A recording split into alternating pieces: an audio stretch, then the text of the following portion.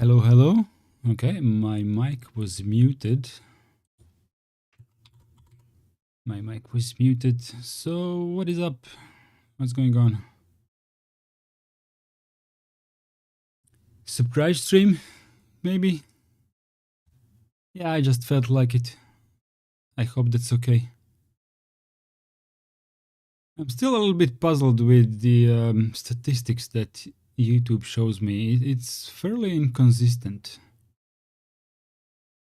I have to refresh it many times until I get something uh, meaningful out of it.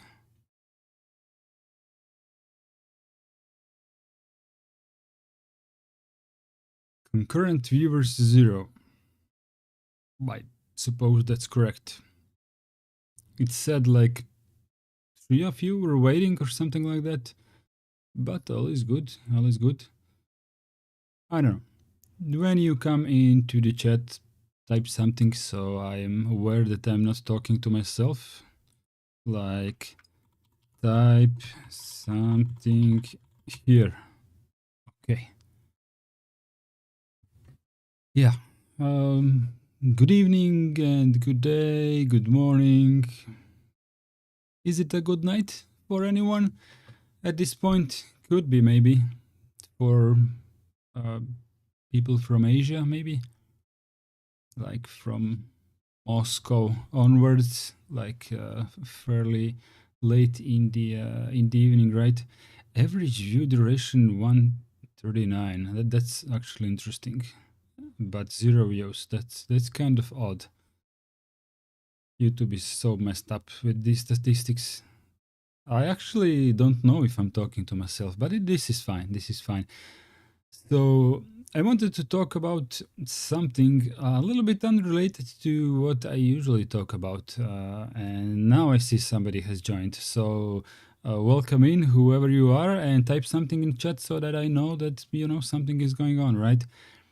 Yeah, so today I wanted to talk about something that not usually, but I have never talked about, other than mentioned it a couple of times, because it is a topic that I am fairly scared to put on my channel regarding the channel name, right? And the whole vibe that I have been having on my channel for the entire year, right? So the Amiga is neither free software and it's not Linux, so David, good evening from Norway. Yes, Norway should be Central European time zone, right? So like 8:45, right? And good evening to the second person on the stream. Uh, if you can, don't lurk, announce yourself in chat, give us your name. Good viewer, and welcome in, of course. So, yeah, so like for the past year, I have been doing primarily Linux content, and this is not going to change. I'm just gonna go with that right out of the gate, right? Didi, good evening from Paris, and good evening to you as well from Croatia, same time zone as well. Yeah, so what is not going to change on this channel? Most probably, and I'm not changing the branding or the name, and most probably and most certainly I'm not changing the content, right? However, I do have multiple hobbies in my life, and it is not just Linux, because I grew up with this computer called Amiga. It was Amiga 500 Plus. The Plus was the mark for a special version of Amiga 500, 500, that has had increased amount of RAM, right? So the 500 Plus had 1 megabyte of RAM, while the normal 500 had half a megabyte of RAM, right? So 512 kilobytes. And that's the one that I grew up with. That's the computer that shaped me in my early years of computing, right? I have done a lot of video games on that one. It was really awesome at the time before PC took over. in the age of Wolfenstein and Doom, and when 3D games started. Before that, Amiga was pretty much in the lead in video games, in many ways, right? Especially in the platformer games, right? The scrolling, the screen scrolling type of games. And welcome in third person. Feel free to announce yourself in chat. You're welcome. You're welcome. Yeah, so I'm not going to talk about PC today. Just what happened up until PC, right? So in the age of Amiga, that was like from 1985 onwards to, well, it lasted like about 10 years, right? So at 1995, Amiga pretty much was dead at the time, and in between we have had a couple of consumer releases. If you have seen my thumbnail, that's the wedge type of the Amiga case. That's kind of the cheaper models, the home models, and the ones that are very dear to my heart. And welcome in fourth person. You are most welcome in here. Make yourself known in chat, right? I love people talking something in chat. Yeah, so we had Amiga 500 with 7 megahertz Motorola 68,000 processor, 7 megahertz. It had half a megabyte of RAM. It had original what did they call it? OCS, original. I forgot the nomenclature, but yeah, demo scene was glorious. I was getting to that. I just wanted to make it like a whole, or like a round topic for people who don't know anything, right? But yeah, you're absolutely correct about that. Yeah, so Amiga 500 was really cheap. I mean, not cheap as in, chocolate, but it was actually affordable. And it wasn't actually the first Amiga. The first one, to the best of my knowledge, was Amiga 1000. And Amiga 1000, how did it have a bigger number than the second one, right? So the 1000 was like a tower machine. It was primarily designed for, it looked like a PC. It was designed for professional usage, and it cost some money. It wasn't very affordable, and then they shrink it down in this wedge shaped case, like you have seen on my thumbnail, and they removed like PCI, or was it ISA? I don't know. It had slots, right, for cards, for expansions, and they left only one expansion slot, which comes on the bottom of the machine, right? Usually people would upgrade it to the full 1 megabyte of RAM at the time. And welcome in fifth and sixth person in chat. You're welcome. You're most welcome in the stream, and make yourself known in chat. I love to say that. Yeah, so what came after Amiga 500? It instantly became a hit.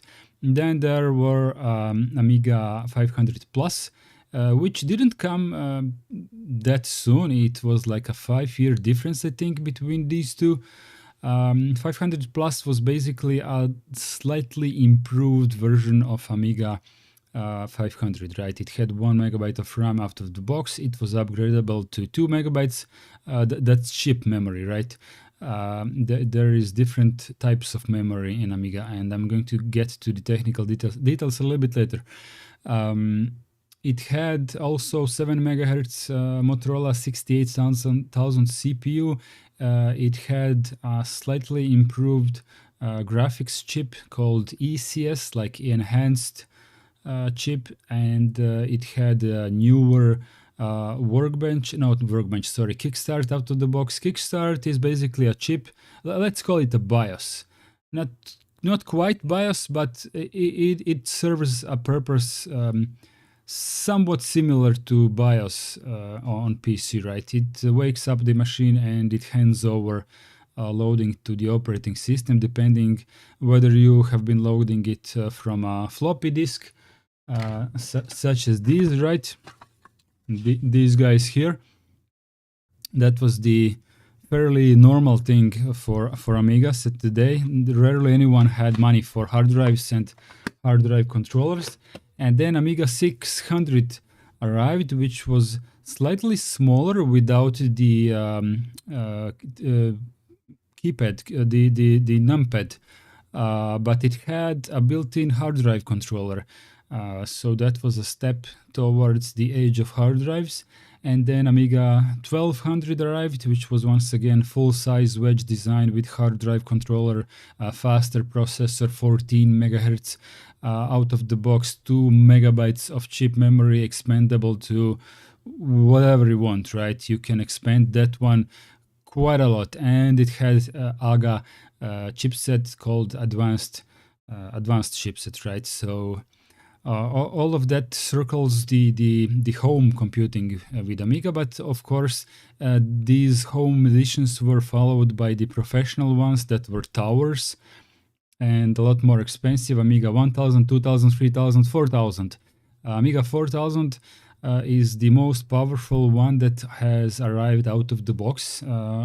It had Motorola 68060 processor, clocked by default at, now I'm gonna lie, but I think it was 50 megahertz. I think it was 50 megahertz. That was the most powerful one. It also was upgradable. I don't know if it arrived with the version with the floating point unit with the CPU, or was that like an upgrade option?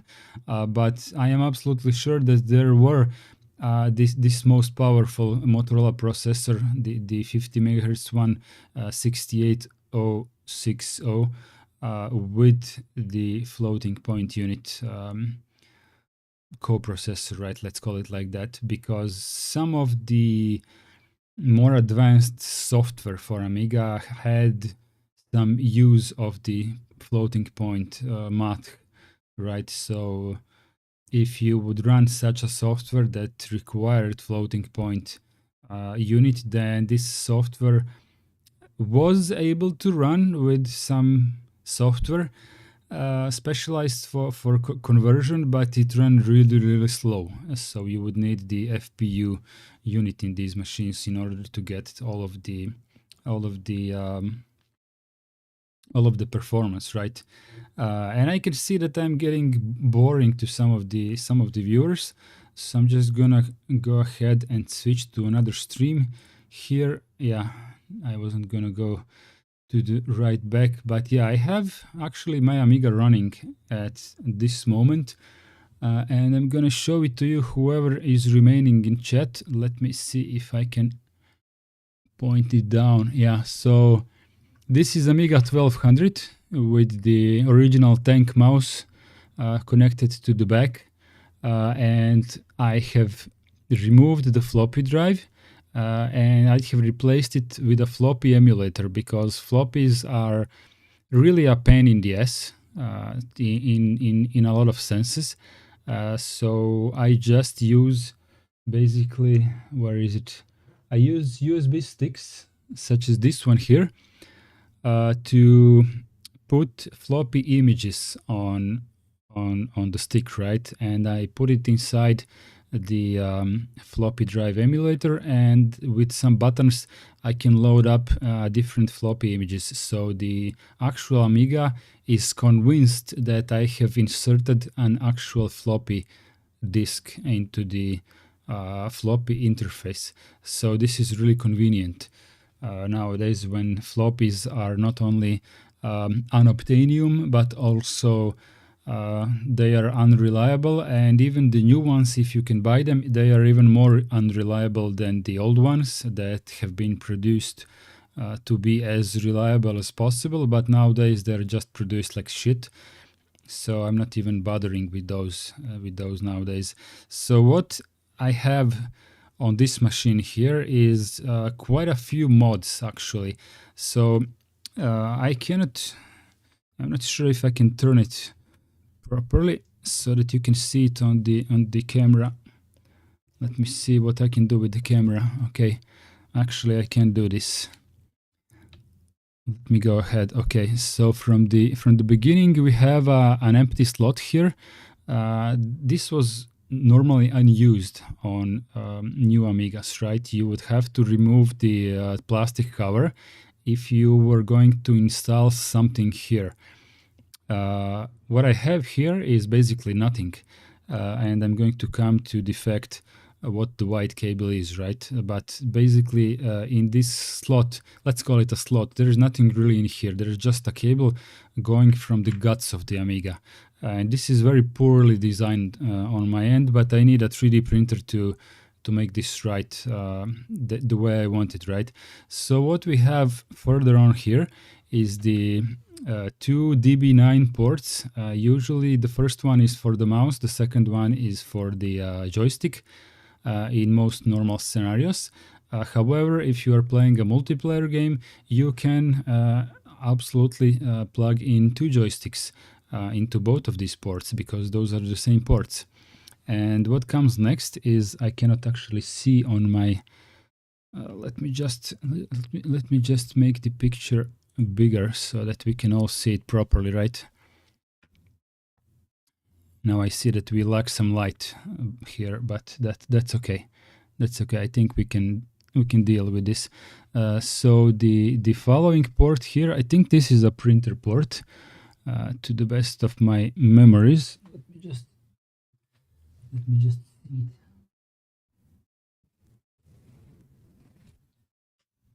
Okay, I'm blind. I'm totally blind in this dark.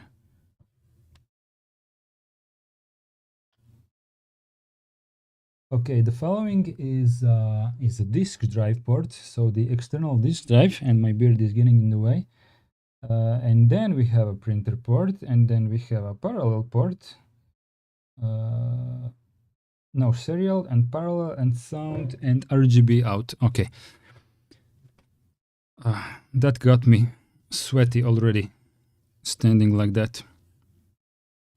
Yeah, so what's going on here? This is of course the power cord, so nothing really special, but what this is here, let me just show you the actual mod, which is somewhat visible here. Okay, so this is the expansion slot for the Amiga, the black thing on the bottom, right? On the bottom of the expansion slot. What this is used for, in most cases, you will fill it up with some extra fast memory, so the whole machine runs faster for the workload, not for video games. Video games always run exactly the same. It behaves like an actual video console in terms of performance. The way the game is coded, that's how it's going to run. Not slower, not faster. But the expansion slot would allow you to install more memory, a faster processor. You could even install a better graphics card. And I'm just gonna put the camera back on its place so I can switch back to the actual interface. I have made a mess with cables here. Yeah, so the idea behind the graphics card, and I'm going to tell you soon what the mod is, unless some of you already know what that is. So when you go to have in mind that this is actually a ball mouse, so it's a little bit finicky, and I'm not that good with playing with my balls. But if you would go to screen mode, so the default screen mode on Amiga, let me just zoom that in for myself because I'm totally blind. Why can't I? Chep Heavy, hello, welcome in. I have some issues with my Brave browser. What the hell is going on with my computer? Oh, the escape button is pressed. Nice.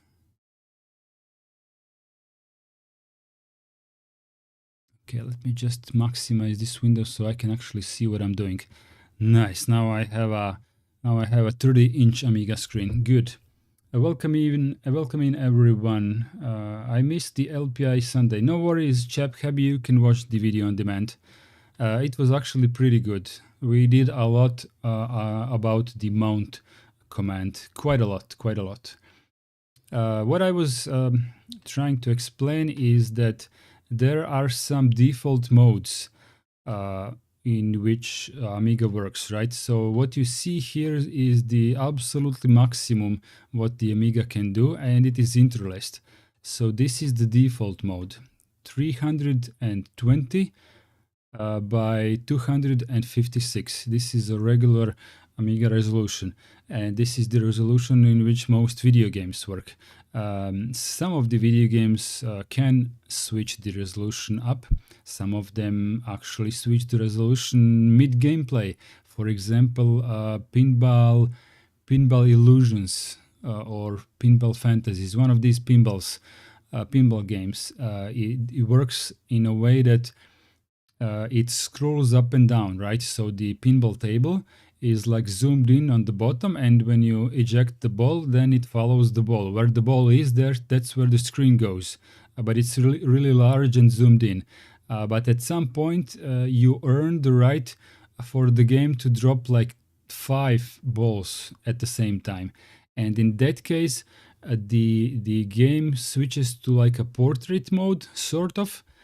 Basically, it shows you the entire table at once, so that you can follow all of the balls at once with your eyes without the scrolling. And the way it does that, it switches the resolution mid-gameplay. This game can do that. And the Amiga itself supports that the game orders resolution switching, right? But what I have here, let me see where I'm at. Somewhere here. Now let's just cancel this and run it again. Alrighty. So I'm currently at the one of the normal PC resolutions, right? So this is like an HD resolution, the not full HD, but the lower one, the old one, 30 HD. And what allows me to do this, this is called RTG mode, right? So why is my stream coughing again? This YouTube interface is totally getting on my nerves. Clinton Rising, I use Fedora. Welcome in, Clinton, welcome in. What I was saying, the thing that emulates my RTG card, which is called retargetable graphics, is a software written in C, loaded up as bare metal emulator on a Raspberry Pi, connected to the interface, programmed on the FPGA, hooked up to the interface of the Amiga, pretending to be a graphics card. So it's a lot of things to digest at once. But basically, I am running. Basically, the Amiga thinks that I have plugged in an actual video card, but the video card itself, while being able to be held in the hand, is actually emulated, because the whole hardware that I plug into the Amiga is running the card emulator. So that's kind of a wizardry that Amiga community has discovered, right? That's some serious hacking, my friend. Great. Yeah, it's not my hacking. I have only screwed it and installed it. But basically, if some of the guys didn't catch it completely, it's not the actual video card plugged into the expansion slot, but the FPGA chip that translates the communication from Raspberry Pi to the video card interface in the Amiga. But the Raspberry Pi itself is not that relevant, but the software that runs on it. And the software is not actually running on the Raspberry Pi operating system. The software is running actually bare metal on the actual chip of the Raspberry Pi. So the guy who programmed it literally programmed, you can call it an operating system. I mean, it's naked code that drives the actual literal processor. There is no operating system in this software that runs on the Raspberry Pi. So kudos to the author for doing that because it's true wizardry in my opinion. Chap Happy says, "Hack, the sound comes and goes a few milliseconds. Unsure if is your mic or YouTube." I can tune my microphone a little bit because I have an idea what it could be. Noise gate. Okay, I have tuned my noise gate a little bit. So, Chap Happy, please pay attention to what you have heard on my microphone and let me know in a minute or two if it has repeated again. And if it starts repeating again, I will tune it a little bit more because I think I know what's going on. Your mic's mutes a few milliseconds. But is it muting still? Like at this point, is it still doing that?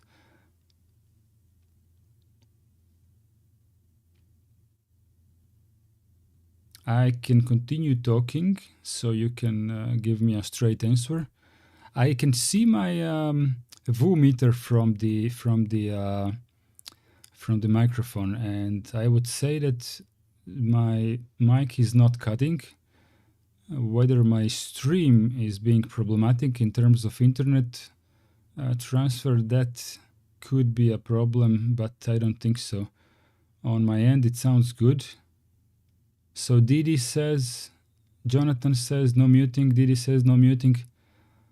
Okay, then yeah, Chap Happy, I was just going to tell you to refresh the browser. That could help. Okay. What you could hear on my end after I have tuned my noise gate, you could hear a little bit more noise on my end. Refresh the stream. Jonathan B says refresh the stream. I suspect you're talking to Chap Happy, so I'm going to ignore that for a second unless you're talking to me. Good one. So this is what allows me to run the high resolution graphics, right, for the Amiga, and I have put it intentionally to this resolution so that you can see more, because if I make it full HD, then everything is so tiny. So yeah, what we were saying in the beginning of the stream, the competition on the Amiga demo scene was really wild, and it's even wild nowadays. Nowadays, people are still doing Amiga demos and some new video games as well, which is actually awesome. You can buy these video games. They cost like from 10 to 30 euros or pounds. There is more demo scene in the UK, so usually it's like 30 pounds for new games, like boxed with the floppy disk and everything. So it's kind of awesome what is happening, right? So if you guys don't know what demos are, basically in the age of Amiga, as the Amiga was really fixed hardware, you couldn't really upgrade it. I mean, the thing that I have upgraded is not a normal upgrade. These upgrades appeared by the very end of Amiga's life, right? But throughout the Amiga's life, there were no too many upgrades. Usually the demo scene would be focused on pulling the most that they can pull out of the most how widespread Amiga, which is also the weakest one with the 7 megahertz and half a megabyte of RAM, often improved to the 1 megabyte of RAM. So that was one competition, and the other competition was usually with the most powerful Amiga processor. That was the 50 megahertz one, 060 Motorola CPU. So these two camps would compete in their own fields, right, with making the best graphics, the best sounds, the best demos weren't actual video games. It was like an art, like an animated art that would run on the CPU itself. So not a rendered videos, but an actual, let's call it in-engine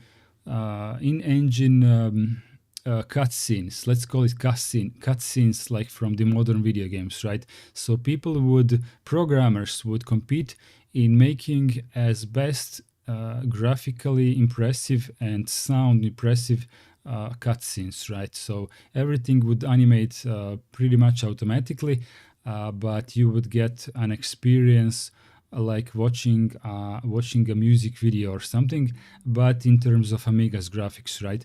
So what I can't really show you today is any of these demos on my Amiga.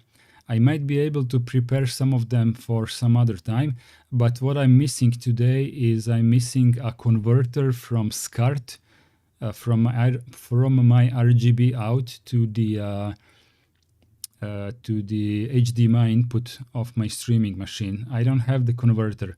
What I have, where I run my demos, right? Where I run my demos is basically this Sony Trinitron monitor, right? So that monitor is connected to my Amiga via actual SCART cable. And I can play all of these video games and demos for myself, but I cannot hook them up to the HDMI for streaming.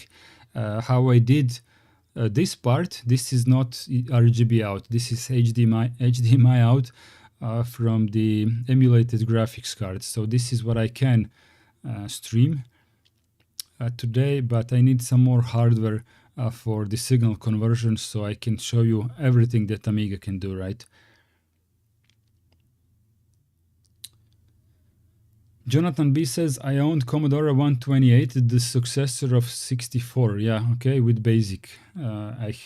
Didi says I had C64 with tape drive and later C128 with the big floppy drives. Good stuff. My friends had Commodore 64. Actually, most of them did have a floppy drive. And those machines were like my first computers that I have had my hands on, but I never actually had a Commodore 64 or this 128. The Amiga 500 Plus was my actual first, my own first computer, right? Desert Blizzard. I'm starting the stream from the beginning, but wanted to say hi as I catch up. Desert Blizzard, maybe you can switch to 1.25 or 1.5 speed so that you can catch us up, because I talk fairly slowly. I think increasing my mouth speed wouldn't hurt the understanding what I'm speaking. So I'm just giving an idea. Atari 2600 was my first computer. Yeah, good stuff, good stuff. The thing is, I was born in Yugoslavia, which was like a socialist, communist republic. And why I mentioned socialist and communist is because we have had strict rules on no importing foreign goods. So the only computers that we could buy at the time was domestic computers that were manufactured in our republic. So later that was that has changed after I was born, but the whole thing didn't. How do I put it? When things started changing when I was born and when I was young, it was relatively a slow change, right? So at the time when I needed a computer, my father was able to buy this Amiga, but prior to that, there weren't too many foreign computers in our country. So the Amiga was the Amiga existed at the time when my republic, and I keep saying republic because that's how we were called, not an actual. I mean, it was a country, but we were called a republic. So I'm just saying that the Amiga has arrived at pretty much the exact time when the rules of our country have loosened up a little bit. So when people started importing computers, then Amiga was like the best buy that you could get at the time, right? Desert Blizzard says, lol, okay, probably at my speed proposal. Adrian Garcia, does the Black Lotus Eon demo work on your Amiga 1200? It's for Amiga 500, but very impressive. I don't know. Adrian Garcia, if you don't mind, I would actually love to hear about some demos that you guys know. That you could give me an advice to watch, and maybe when I get proper hardware for putting it live on stream, then I can stream it to you some of the next times. But in the meantime, I would love to watch that Black Lotus Eon demo, because I'm not sure if I watched it. I'm not sure if I watched it. Is it a new demo? Because if you don't mind, if you have any of my contacts like Mastodon or Matrix or something, or even email on my YouTube, can you just send it to me, like the title and maybe a link, so I can check it out later, because I don't have too much tools right now to make bookmarks for myself. Zoran says, we smuggled a BBC for my nephews in Beograd. Good stuff, yeah. General Tito, Marshal Tito, the president, if I remember correctly. Yeah, he had I believe he had an absolute rule over the whole country, right? Over the whole federation of our republic, and his term was infinite, until he dies. So that was kind of interesting. But he died when I was born, so I did not actually live through that age. When he died and when I was born, the rules started changing slowly. So when I grew up into a kid that is able to handle computers, at that time we were already able to, go with the car to Austria and buy a computer there and take it over the border. I don't know how that worked exactly, but the fact is, at the time it was already allowed. Prior to my birth, it wasn't actually allowed to import such stuff, because we had our own computer, which was called Eagle. In Croatian, it was called Orao. It was MOS CPU, I forgot the number, but quite a lot weaker than the Amiga. Zoran says he had multiple titles. Yeah, nowadays they simply say Supreme Leader. Yeah, Supreme Leader sounds pretty good. Jonathan says most dictators have. To be honest, when I talk to my elders, I never get the idea that he was a dictator. A lot of, not a lot, but basically everyone loved him. He was like a really loved person. Nobody here would call him a dictator. So most older people actually want to go back to that age, to that time. Jonathan says he was 20 when he died. Okay, so if I'm 43, then you are 63, right? Or 60, or 64? 64 then. Maybe in the Western world he was seen as dictator. Well, when someone takes care of his own people, and when people trust him, then it's a different angle, because if people were happy, you can't call him a dictator, right? Okay, I calculated correctly then, because at his time, when he was the how did you say, a dictator here, at that time everyone had a home, everyone had a car, everyone had a job and a paycheck, everyone had a family, and basically nobody missed out on literally anything. Nobody had too much. Nobody was extremely rich, as far as I understand. But the working class of people, so the poor ones did not exist. The rich ones were really rare, and the working class was like, I don't know, 99% of everyone. So everyone everyone had everything that they needed in their life. So from that perspective, I really wouldn't see how people would be able to complain, right? Except those who wanted a lot more than their neighbor had. But that's a little bit discussable, right? And I'm talking only from the perspective of my elders, because as I didn't live at the time, I can't convey my own experience in any way. All I can convey is what others have been telling me from their experience. And what you read on the internet today can sound very contradictory to what people actually felt over here. So from the thinking outside of the box and maybe looking down into the whole situation, maybe he was a dictator, but people actually were happy to serve under his leadership. So from that perspective, I think that's a fairly significant and powerful trait for one titled a dictator. Stevie says, "Good evening, good people. Good evening to you as well, Stevie." Yeah. So, guys, if you can send me the links or the names to some demos, I'm going to check them out on my own TV. And when I get the proper hardware, I will try to hook it up to the stream so that we can watch live.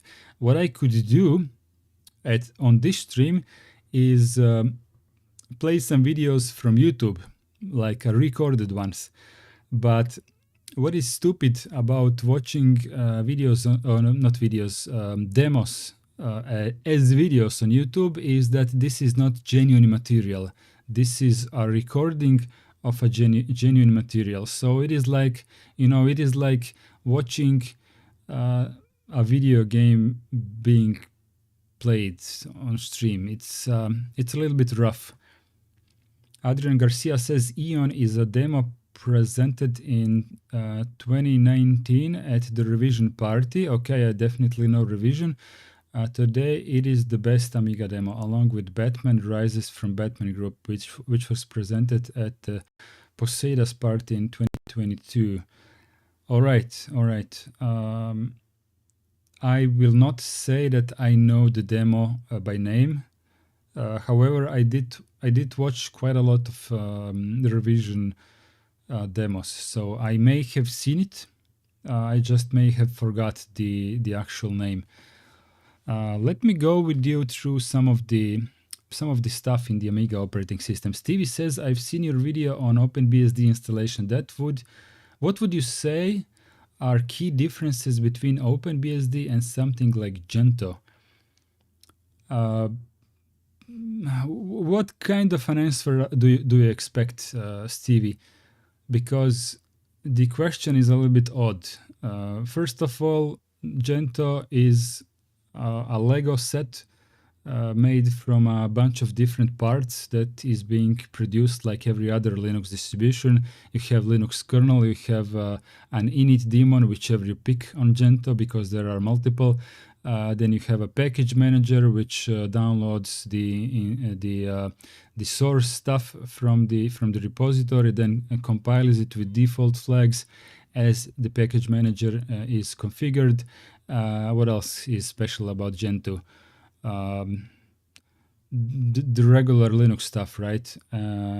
In terms of usability, I mean all of the BSD systems, including OpenBSD, are the entire operating system, and then on top of that you have third-party software.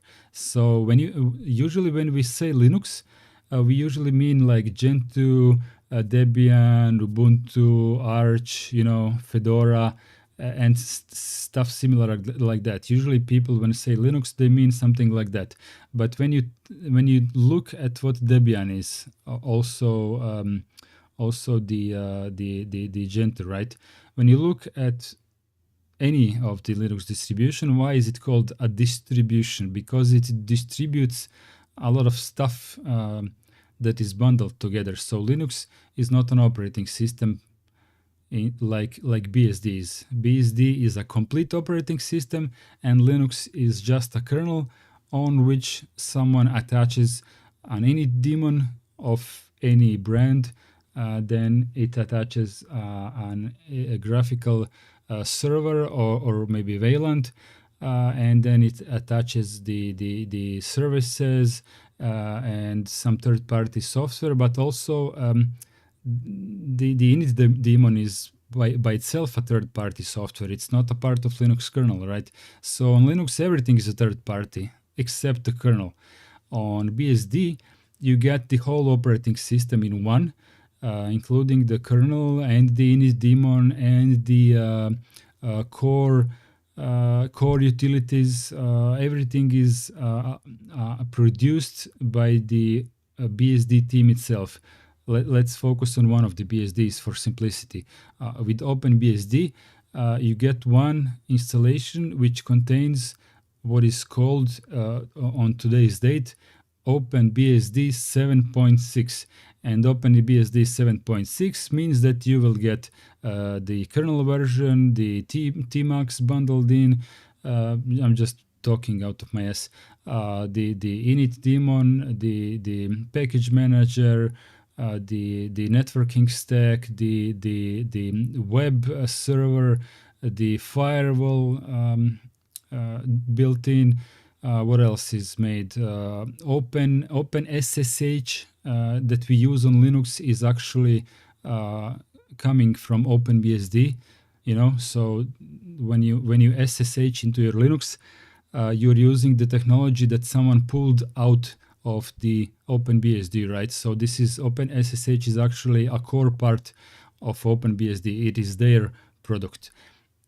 So there are some other innovations that OpenBSD is doing and that the entirety of the world is using thanks to them, because they are very much focused on security.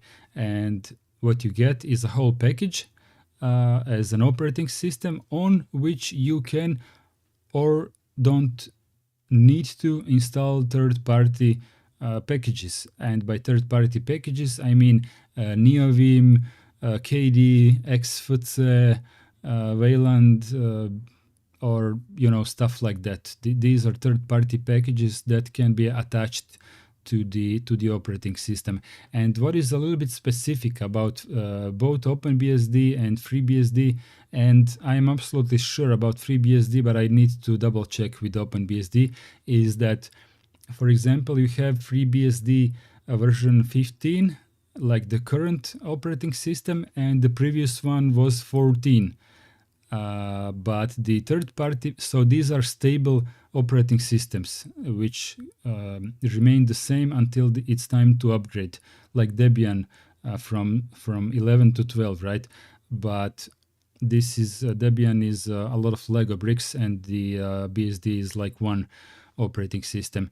So you have a stable operating system, but on top of the stable operating system, you have these third-party packages that you can that are behaving like a rolling distribution, and they cannot kill the underlying operating system. And I think we should go back to the Amiga right now. Gentoo takes hours to install because of all the compiling. I think it's a waste of time because the benefits on compiling everything for a hardware is okay. Jonathan is correct. However, when I first tried Gentoo, when it was new at the time, it was still worth it to compile stuff with special flags for your CPU because it was actually a little bit faster. At the time, it did make some sense. Adrian Garcia, your Amiga 1200 has plenty of fast RAM. Does it have a PyStorm accelerator? Yes, that is correct, Adrian Garcia. It has PyStorm, and I was actually showing it in the beginning of stream and explaining how it works. So good stuff that I have someone on stream who knows his stuff. Gentoo is fun, but yeah, not worth the time in 2025. Linux from scratch if you want a real challenge. I do want a real challenge, but not just yet. We will get to that. Stevie says, thanks for clearing things up and chasing away some Amiga viewers. Okay, let's see what's up here. Okay, so we have here, I have already showed you, this is an application that can change screen resolution. So what we have is Amiga operating system release 3.2.2. This is one of the latest one. I don't think there is any later than this one, or maybe just a minor version, but the Amiga operating system is still being developed today. So let me show you. My Amiga is actually connected to the internet, which was unheard of at the time when I was actually using it. So let me show you. This is Google. Amiga OS 3.2. All right. What we want to do, Hyperion. Okay, let's go to Hyperion webpage. Hyperion. Amiga. I think that's the guys who are developing the Amiga OS as of today. Yeah, that's the site. Yeah, I'm not sure how well it will render in this browser. Apparently not. But that's fine. Let's go to Amiga operating system, AmigaOS.net. Let me just check on my actual browser. Is that the site that I want? AmigaOS.net. Ooh, that's not what I wanted. Hyperion Amiga Hyperion Entertainment. Okay, I can see it now. But that was actually my previous page. Yeah, Hyperion Entertainment. So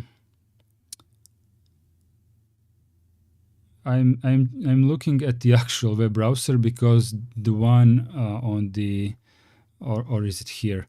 The one here is a little bit not that good for today's standards.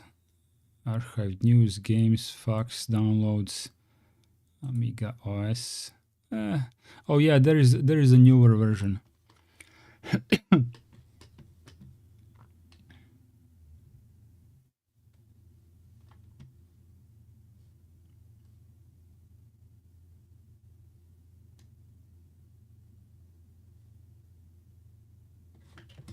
Downloads. Okay, here we go.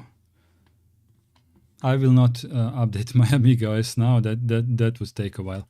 But yeah, they have Amiga OS 3.1. No, we have 3.2. Where is 3. I don't know. Let's not bother with that for now. I can show you Aminet maybe. That is a useful site. Aminet.net. So this website here is very up to date. As you can see, there are some packages from like a month ago. It holds basically everything that you could need for Amiga that is available either as shareware or free. You have all of the software, all of the archivers programs, anything that you can get your hands on would be on Aminet, right? So you can go ahead and filter for the Amiga type here and download whatever you need.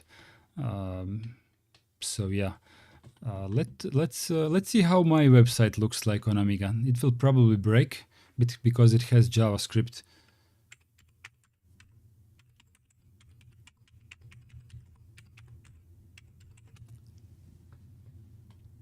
Oh, it didn't break. It's actually usable. It is actually usable. It doesn't look, of course, the way I want it to look, but it is workable.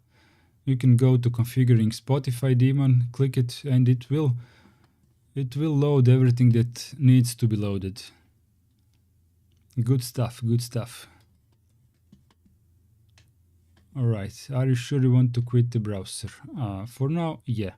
Let me go back to my stream chat so I can see what is going on. Jonathan B. Font rendering is very bad. In the web browser, right? Jonathan B says 4.1 final edition update 2. Yeah, that's not the latest Amiga OS for the Motorola 68K CPU. The Amiga 4 operating system is for the PowerPC processors. So for a completely different family of Amigas that actually happened when the Commodore already was dead. So nobody out of Amiga fans actually, how would I put it, recognizes Amiga OS 4 as anything meaningful.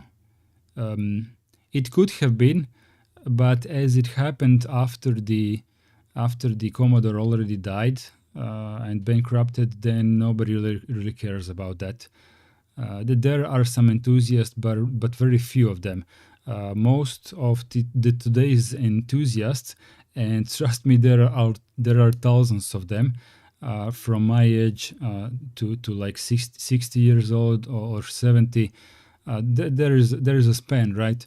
Most of them play and work with and code on these Amigas, right? So the latest operating system is actually 3.2.2. And what is even wilder is that 3.2.2 is newer than 3.9. I know it doesn't make sense, but trust me, bro. Amiga OS can render TrueType fonts, Adrian Garcia says. Do you mean this Amiga OS or the Amiga OS 4? Desert Blizzard says Eon is incredible on Amiga 500. You should see it. Okay. I will definitely check it out. I'm just very sorry that I cannot convert my RGB out into this stream, right? I cannot. I can show it to myself because I have a Sony Trinitron here, but I cannot plug my RGB into the stream. I cannot show it to you. I cannot watch it together with you guys. I don't have hardware for that. I ordered some hardware from AliExpress, but it's not really working. It's not faulty. I just ordered a wrong type of converter, which doesn't work well with Amiga RGB at all. But it works with Amiga what is called the cinch output, the help me out, the composite. Okay, I could plug in composite video out to this stream. If you are willing to wait like 10 minutes, that's how much it would take me to go back to go to the room where I have the converter, bring all of the cables here, plug everything in, and get it running. But the picture would not be that good via composite out. That is the problem.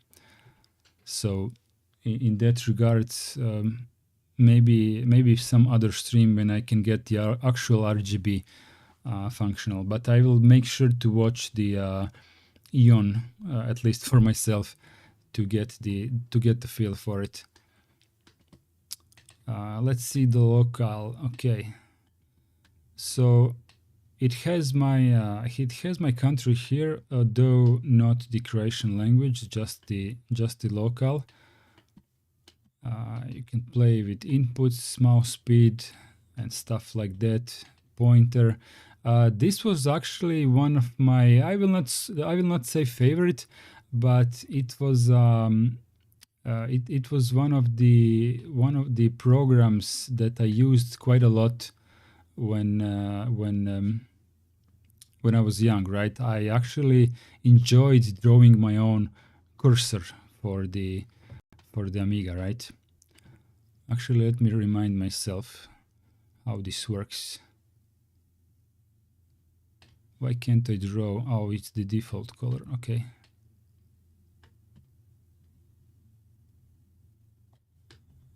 All right. See? Can you see my pointer now? Basically, you can draw your own pointer. It's quite fun when you're a kid, right?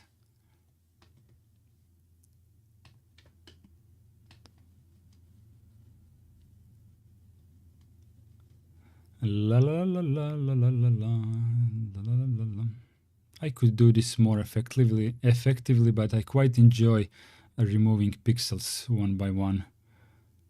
There aren't that many anyway.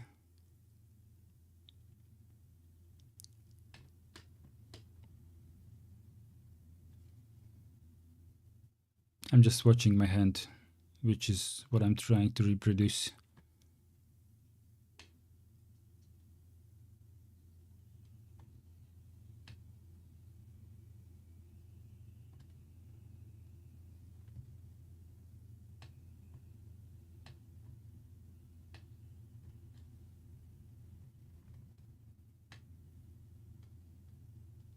Is this a good hand?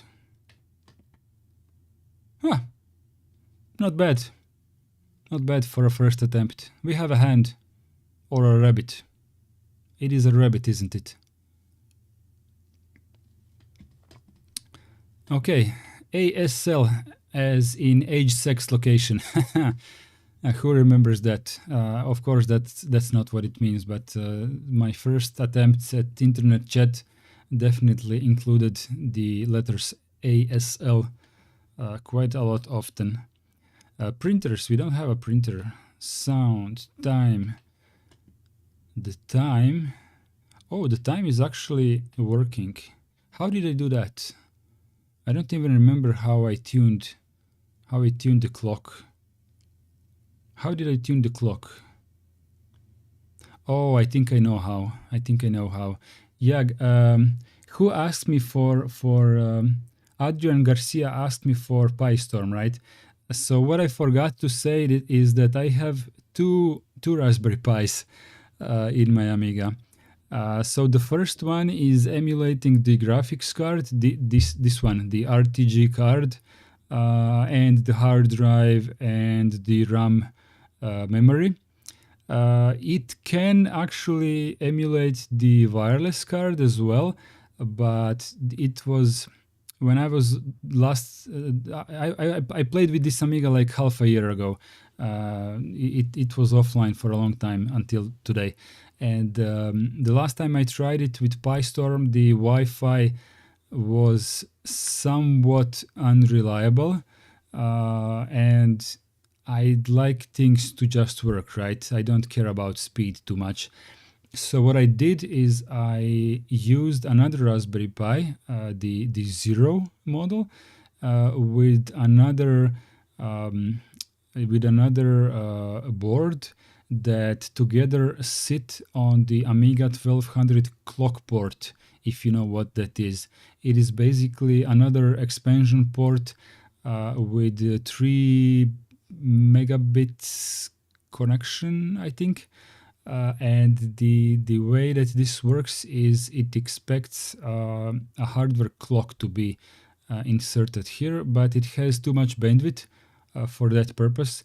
So people have found a way to boot up a Raspberry Pi operating system, which in turn runs the Wi-Fi connection to the internet, and at the same time presents itself to the Amiga operating system through the clock port as a networking device. So basically my Raspberry Pi is presenting itself as a networking device on my Amiga and is doing a network address translation almost like a tiny router inside the Amiga. So that's how I have internet right now.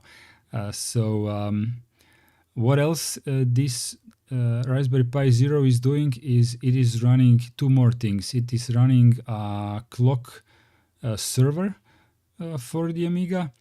That's why the date is correct. And another thing that is doing is that it is the Raspberry Pi on the clock port has a shared drive from Linux to the Amiga OS.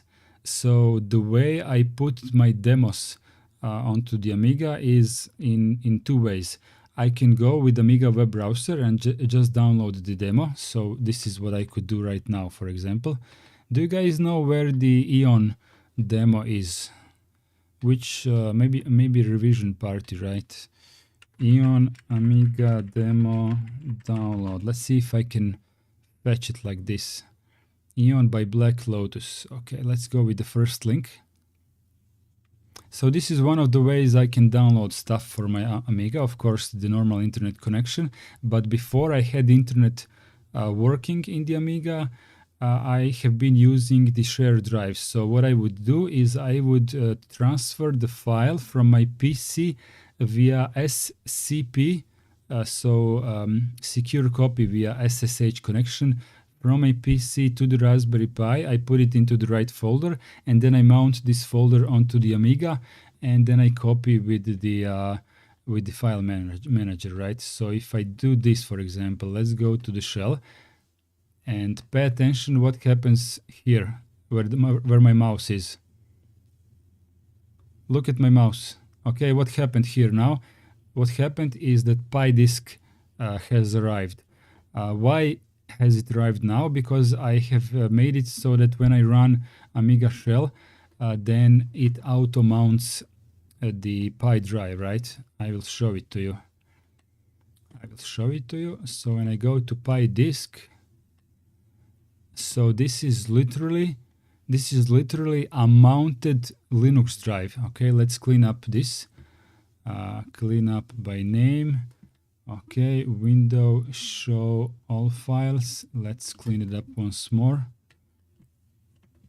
Okay, this is how we used to work with Amiga and how we still work with Amiga. Clean up by name. Why did it clean up like that? There must be some long name. Oh yeah, I need to shorten some of these names. Well, it is what it is. Let me stretch it a little bit more so we get 2 rows at least.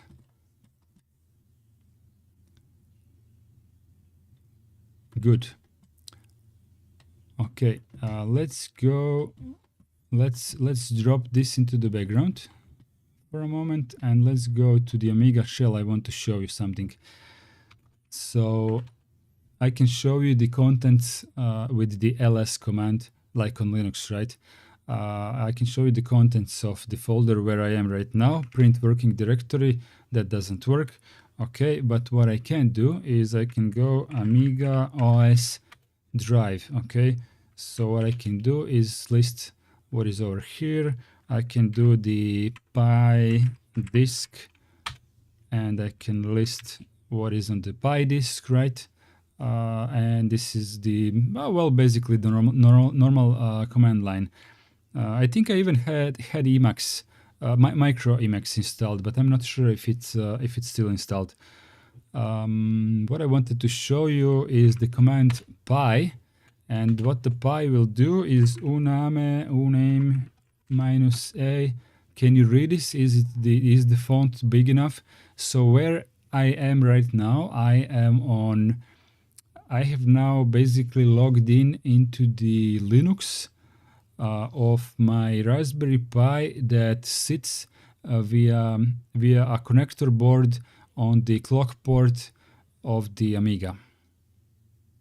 Okay, so this is where I can tune my networking, my shared folders, and my clock. There are some other things that you can do with this, but these 3 things felt quite a lot enough for what I needed on the Amiga, right? Let's see if I can pull this up. Let's throw this into the background for now. That is crazy. I love it. Yeah. Well, when this Amiga was manufactured, the manufacturer, Commodore, has imagined this expansion port which you can use to expand your computer, right? Because this, after all, is a computer and it is expandable. However, at the time when this was a thing, there weren't that many expansion devices, right? So nowadays, there are many active Amiga fans, and they came up with a lot of crazy stuff because all of the original expansions are now either dead, or people don't want to sell it, or what is the third option? Or it is way too expensive. Okay, so a CPU for Amiga, one of the most popular ones that comes as an upgrade, the 06050 megahertz with FPU. That one used to cost like, I don't know, 20 euros, 30, 50, maybe 50. Maybe 50, and I'm telling you a very high price, and that was like 15 years ago, okay? Or more. Right now, this CPU costs 600 euros. The CPU is not that good actually, but the nostalgia is selling it because it is the most powerful original expansion CPU for this computer, right? So what I have right now in my computer is actually an emulated CPU, which is plugged in as an actual hardware expansion. And the one I have inside, although not a real CPU, it is a lot faster than the 600 euros one. So from that perspective, it is it is not a genuine product, but it is convenient, it is fast, and you can fool around with the what I like to call what could have been. And by what could have been, what I mean by that is, had Commodore not bankrupted, had they continued to develop these machines and expansions and processors, where could they have been, right? At some years beyond the death of these computers. Hello. Mogu sam ima dodati? Šta da vam dodam?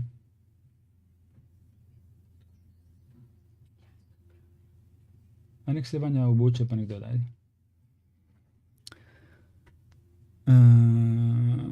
Leon Mertz says, I've got 680060. Yeah, but do you have the affordable model or the version 6? Do you have version 6 with the FPU and everything? No, revision 6. Revision 6 is the expensive one, not 5.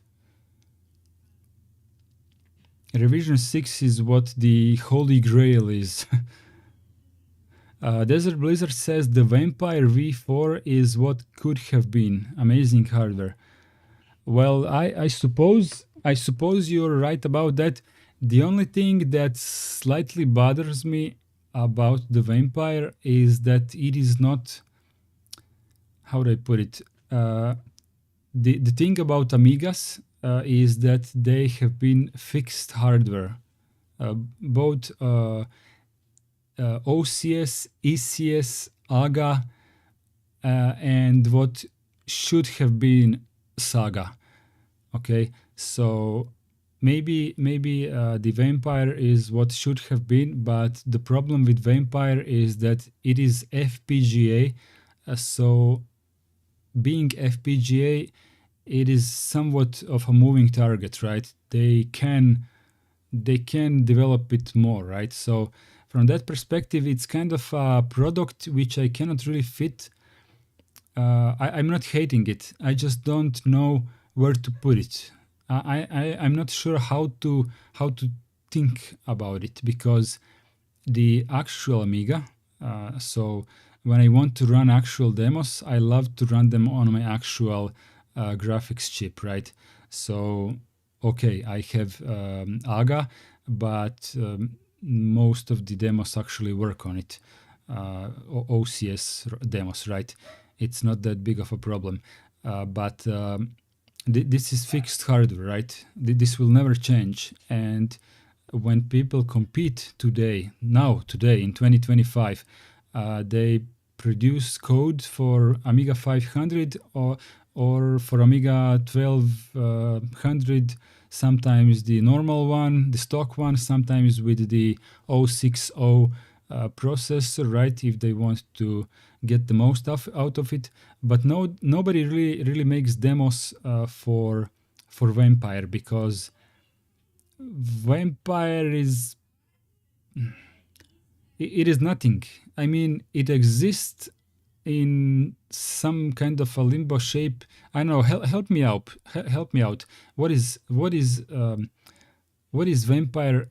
in a philosophical way? Technically, I know what it is, but philosophically, who is that for?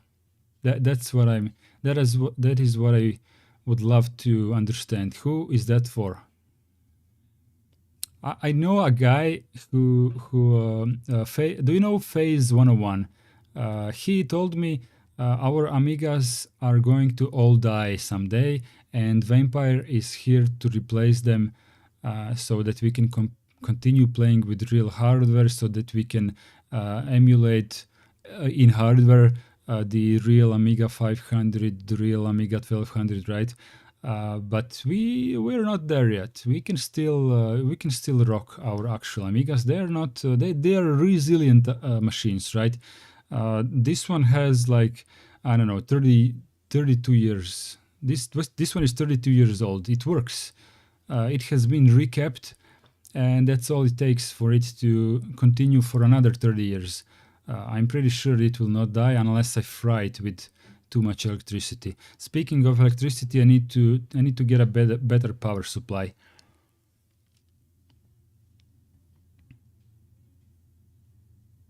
Leon says it is built in, so I can't check quickly. I think you can reset the Amiga, go to the menu by holding both mouse buttons, and see there which one it is.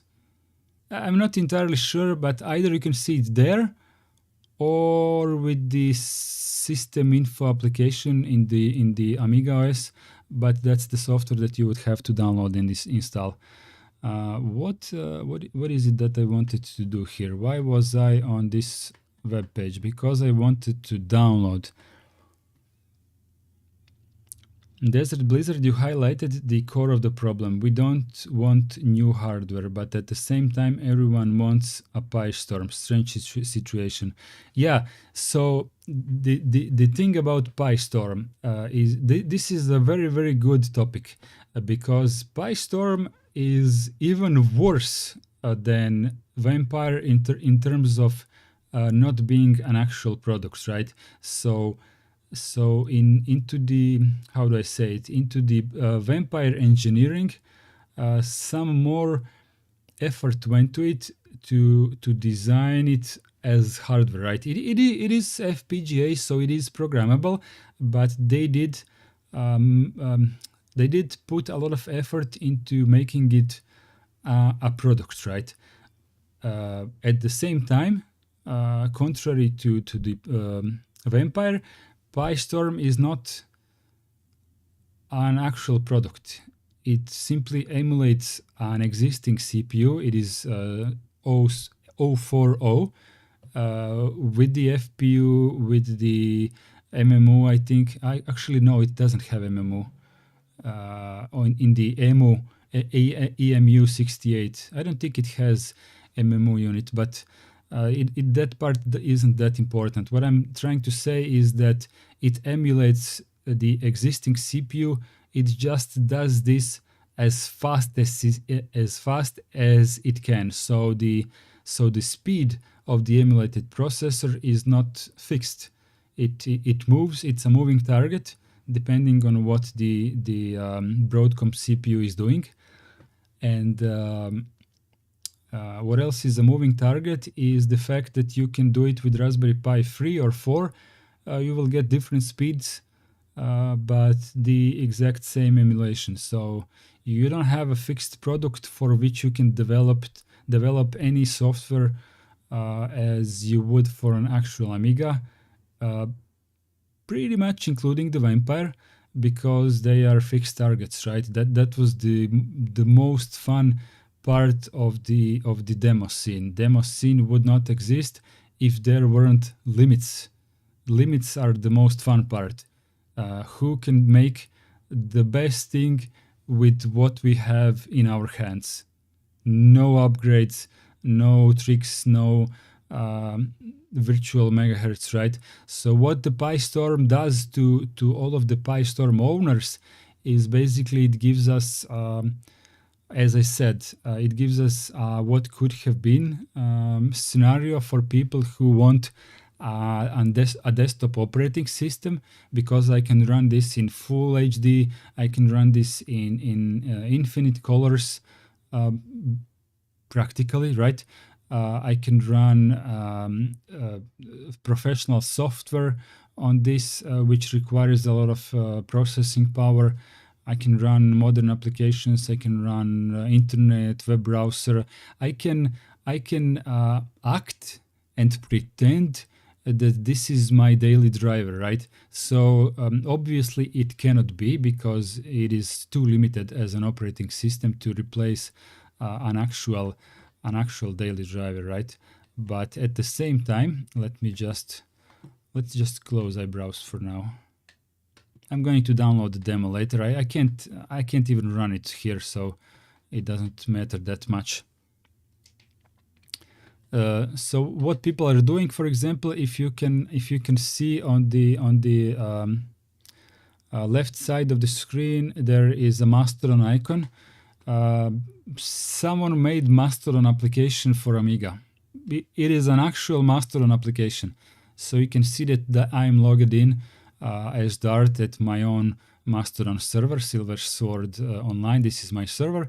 I don't know, timeline, refresh, and there we go. We have my timeline here. I'm going to try to make this a little bit bigger, but this actually works, right? So there is wman 22. Actually, why is that here? Give me just a second. I want to put this stream on Mastodon just for funsies. There is copy video URL,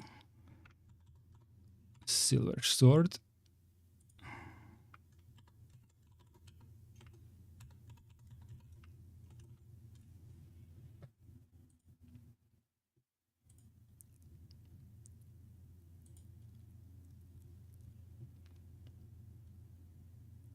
Okay, thank you very much for the patience. Checked it, it's revision 2. So a 50 megahertz one without the FPU. Okay. That one I think goes like for 200 euros. And I was actually considering it, but next to the PyStorm, I can't quite find valid enough reason for that CPU, because some of the demos are specific to the FPU model, the Holy Grail one, right? So if I would want to run those demos, I would have to buy the most expensive one. And I'm pretty sure that PyStorm can run them. So from that perspective, I don't know. But yeah, it is very debatable about the which one is more disingenuous in the Amiga, Vampire or PyStorm. Arguably, PyStorm is worse, but you know. So okay, this is the beta. This beta version is now more than 3 months old. Please get a fresh one from Diku student. Damn, it will not allow me to use it because it's old. Okay, let's refresh this once more.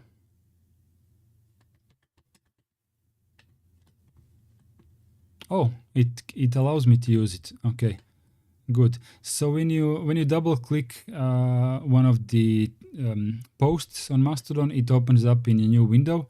It should present some pictures, but maybe this version that I have is too old, so not everything is working, or maybe I didn't install all of the libraries to the instructions, right? As the author made it. But basically, if you go here, you can see that I have posted on Mastodon that I have an Amiga stream and a link to it.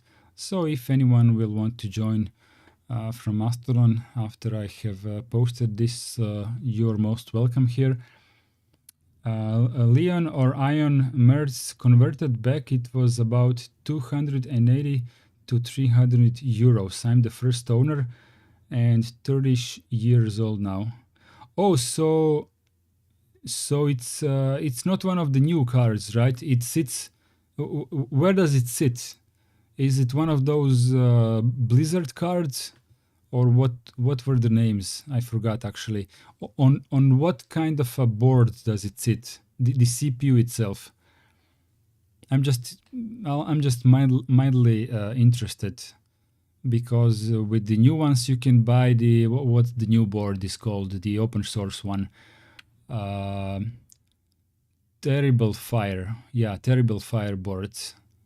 Those are fairly affordable nowadays.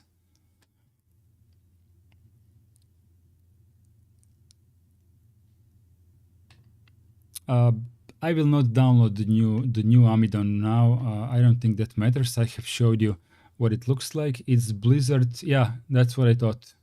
Of course, it's 60 in the end. Yeah, I was just wondering if it's one of the cool Blizzard cards. Yeah.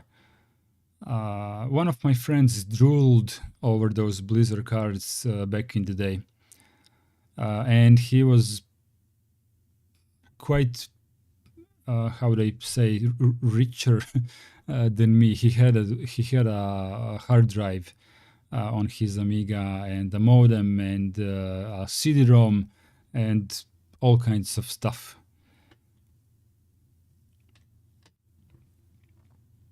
Okay, the preferences is not that relevant. Utilities. Okay, do you wish to show the clock? Okay, if you're a clock guy, you can watch at the time here. Tools. Okay, hard disk toolbox. This is where you edit your partitions. And we do not want to do that right now. There are some options that you need to change on this application in order to tell it where the hard drive is, in order to be able to edit the partitions on the PyStorm. However, I definitely don't want to do that right now. The text editor, pretty cool, right? For those of you who don't know, when you would use any of the applications, I don't know if you have noticed, but there is no menu on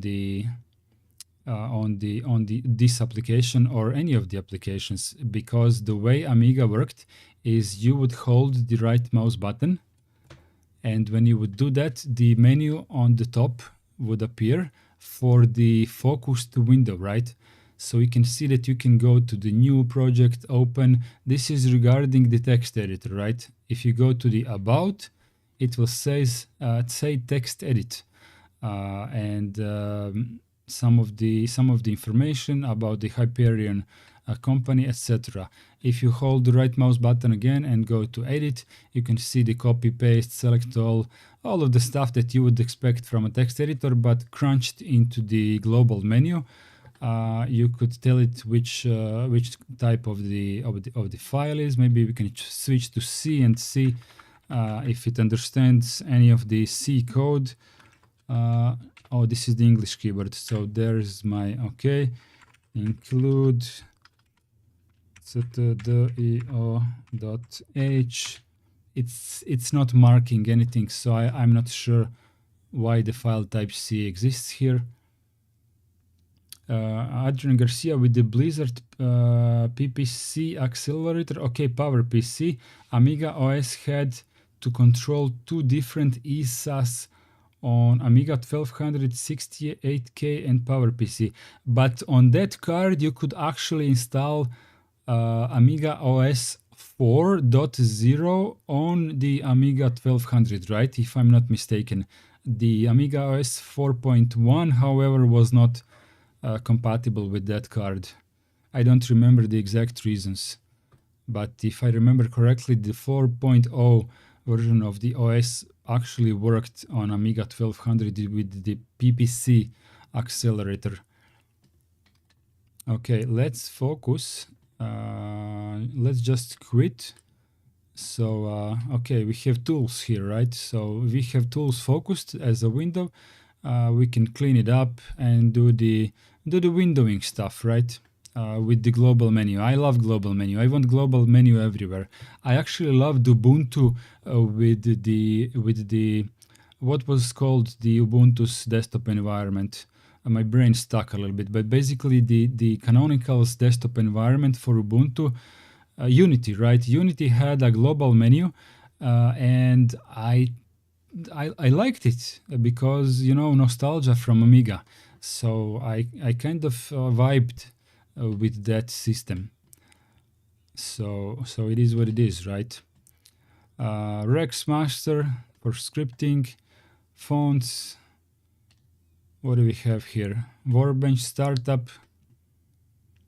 Nothing incredibly interesting to show you here. Monitors, printers. Picasso driver for the graphics card, expansion, trash, nothing in the trash. Okay, so one of the cool things, if you see here, we have a RAM disk. What RAM disk is basically it's RAM, right? But it behaves as a disk. I sound so smart right now, but this was a core part of Amiga. You could play around on this disk and it would be gone when you reboot. I used to use it a couple of times when I was trying to unpack some of the things that I didn't want on my floppy or didn't have the space because I didn't have a hard drive, and I would boot my Workbench operating system from a floppy drive, and I would have remaining maybe 1 megabyte of cheap RAM memory, and if I didn't have any space on my floppy, I would just use the RAM disk to play around with some of the files that I needed temporarily, right? And later I could save them to a different floppy or something. But it was fairly useful, right? You could maybe create some stuff in here, like a new drawer, right? Like let's call it Linux, and then you have a folder inside the RAM disk. I don't want to go too deeply into this, but basically every Linux nowadays has a temporary folder /tmp that is usually actually a RAM disk. So that's kind of interesting. Before the RAM disk, not the RAM disk, the TMP folder was on a hard drive. Okay, emu control. This is slightly entertaining. This is where you can watch some of the how the Raspberry Pi behaves, the brain behind this, right? So you can see that it is 60 degrees hot at this moment, and it will continue rising because I don't have any special cooler on it. Some cache usage here. You can move some of these sliders if you want slow chip and something like that, if you need to modify the behavior of the CPU depending on what you're trying to run. If your demo or a game is misbehaving, you might want to tune some of these settings. So that's kind of interesting. Rogero Pereira da Silva. And my apologies for reading this uh, as a retard. A RAM disk is a great idea, and it's too bad that it went away with these older operating systems. It is essentially the same as using /tmp to store temporary files in Linux, but much easier to understand for newbies. The way it is presented on the Amiga, it definitely is more convenient to grasp for closer to the average user, right? That is definitely correct. The Leon Meritz says the RAM disk was even better. It is a RAM disk but does not empty on restart. Oh, the red disk. I have no idea what that is. You will have to explain it to me. I'm not familiar with the name. Okay, so VHD load is one of the modern helpers for basically loading video games. So the most common ways to play video games on Amiga is basically to have the floppy that contains your video game. And the way this would work is pretty much like old video game consoles would work. So basically you insert the game, the literal game. You insert the literal game into the floppy drive, and then you turn on your Amiga, or if it was previously on, then you reset it with Control Amiga.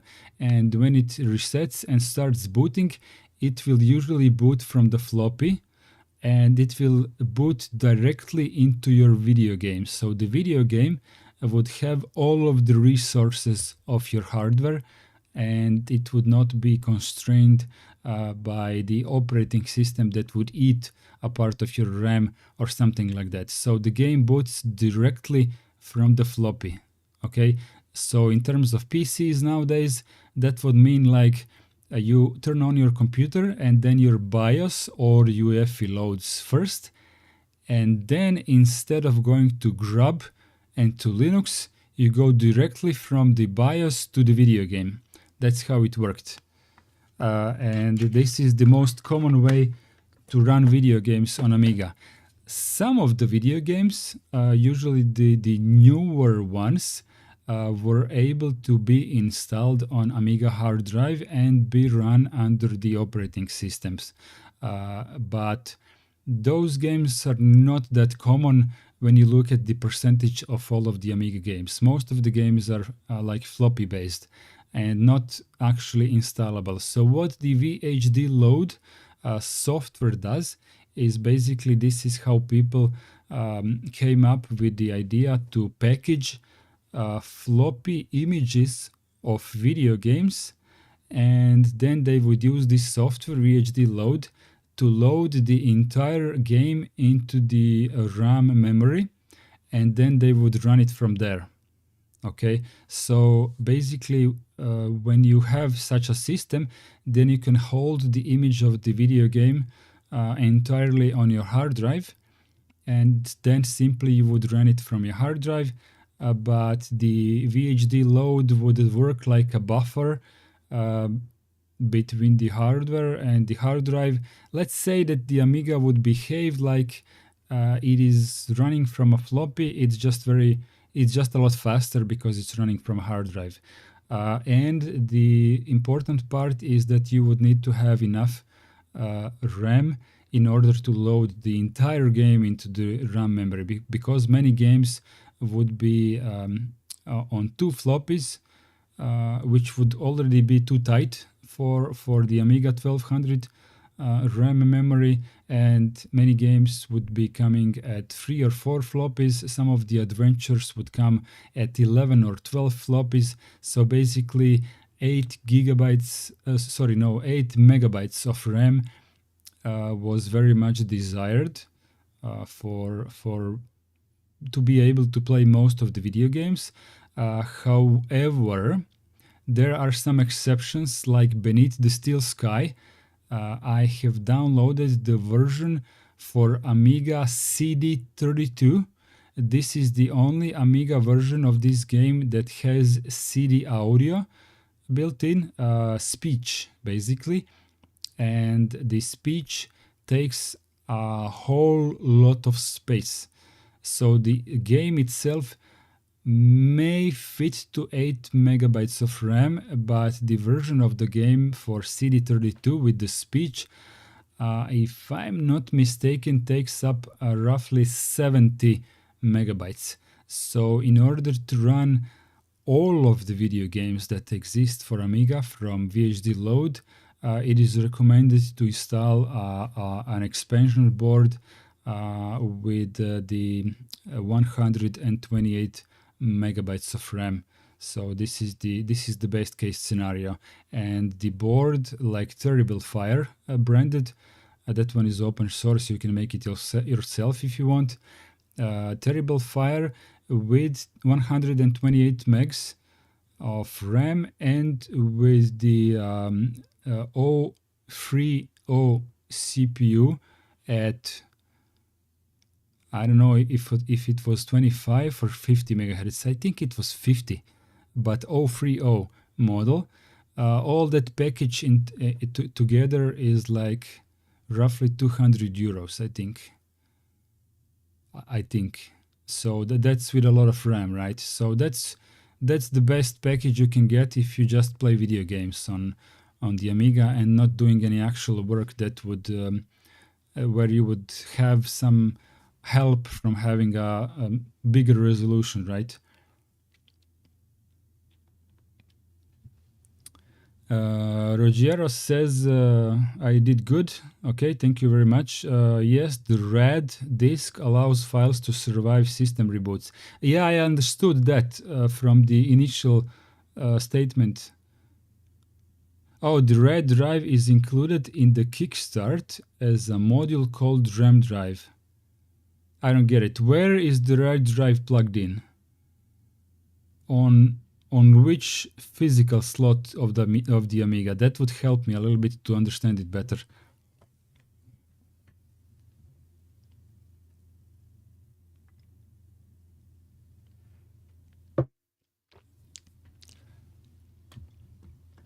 Yeah, so basically what I have here,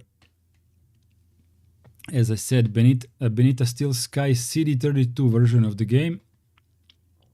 It is here. This is just the launcher with VHD load. This is the slave file. This is a small file that just like a config file, and in the data folder you have all of the disks, right? So how many disks are there for this version of the game? Quite a lot.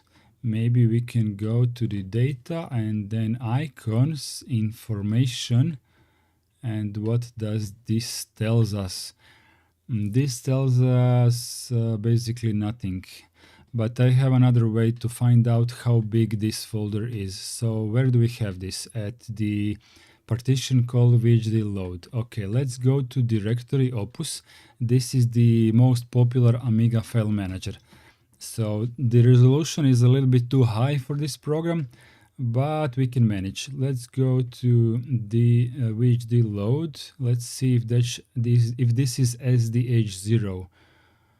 If this is SDH0, no, that's not the partition. Let's go SDH1. Yes, that's where we are. VHD load. Steel Sky 32. Okay, let's just see if you can use where is the info. I'm a little bit lost because I haven't used it. Icon info, add icon. Okay, icon info. No, that's not what I wanted. How do I get the get sizes, clear sizes. Let's calculate. I just wanted to see how big the folder is. Okay, so it is 90 megabytes. But I am fairly certain that from my memory from before, it took like 70 megabytes of RAM load everything required. So the rest of it may be something that doesn't really need to be loaded in the RAM, right?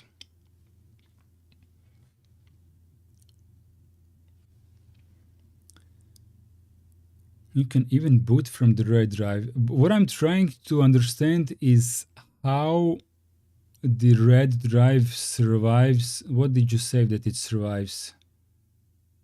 It would not empty on restart. So basically it's like what? It's like holding the RAM under the like powered at all times so that it doesn't forget, or is it a separate chip with additional powered memory? That's what I'm confused about.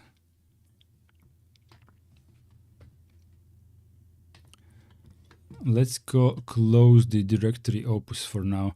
Directory opus is actually quite fun. For example, if I want to copy my stuff that I have downloaded, I would go to the another panel, like Total Commander, right? On Windows, or Midnight Commander on Linux, right? And you could go here with, is this my Pi? Is this my Pi? Is this my Pi? I don't remember. Pi 0. Okay, this is my Pi. Okay, so the right side is the mounted folder from the Raspberry Pi. And for example, we have prints here. This is probably prints of, oh no, this is Diablo. Oh, I want to show you Diablo. So the way copying works is pretty much the same as in Midnight Commander. You choose the stuff that you want to copy, and then you press the copy down below, right? The purple icon, the purple button, and it would copy on the other side, whichever it has it open, right? I want to show you Diablo. Do you wish to quit directory opus? Let's quit it. Let's quit it. Let me remember where Diablo is. It looks like it is here, right? I have quite a few video games here installed. Worms. By the way, I have talked to the original maker of the game Worms. So not Team 17, but the actual guy who invented Worms before he agreed with Team 17 to produce this game, like in quantities or whatnot. So the guy who is the main boss, he told me that he is actually making the new version, like expanded version of Worms Director's Cut for Amiga 1200. He is doing that right now. Worms Director's Cut is basically the best version of Worms for the Amiga, and arguably for the later computers as well. It had the most colors, the best performance, the most options. And what he is doing now, he is holding a competition with some Amiga fans to create new maps, which he will bundle into his new 2025 version of Worms Director's Cut for the original Amiga platform, right? Vertigos says it holds the content in memory. You have to do a hard reset to take it away. That has to do with how Amiga works, I guess. Okay, so what it does, if I'm understanding so far, it is somehow telling the Amiga not to empty the contents of the RAM disk, while the normal reset would usually reset it, right? So this is like a hack or something that just tells the RAM disk not to clear on soft reboot.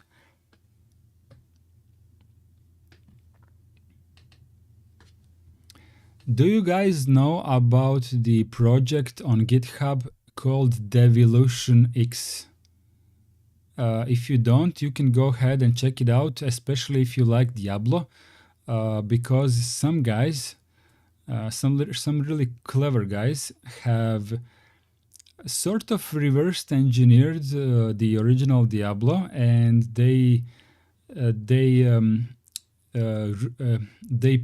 they remade it from scratch. So what Devolution X is, it is a remake of Diablo that is 100% compatible with the original game, but remade in C++ for modern platforms. It runs on literally everything. Literally everything. It runs on Android, iPhone, PlayStation, Xbox, Amiga, Linux, Windows, Mac. It runs on Nintendo Switch. Has to be hacked, of course, but it runs. It runs on Nintendo Wii, if I'm not mistaken. It runs on the Nintendo DS or 3DS. Oh, the size is fixed. Okay, okay. Adrian Garcia says Amiga DOS provides a recoverable RAM disk which has the device name RAD. Okay, okay. Now my memory is somewhat returning. I didn't use RAD, but it's coming back to me now that you said. Now that you mentioned Amiga DOS. Yeah, I understand now. I remember this concept from before. Anyways, the Diablo was remade from scratch. It is open source and free software. It is entirely different code than the original Diablo, but the result of this new programming is the exact same video game. It's literally the same, but slightly improved.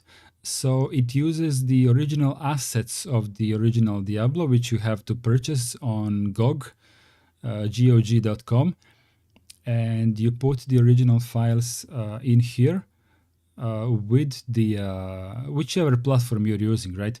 With the executables that you download from GitHub for the Devolution X, and when the game starts, you can try it without buying the Diablo game. It will run in demo mode.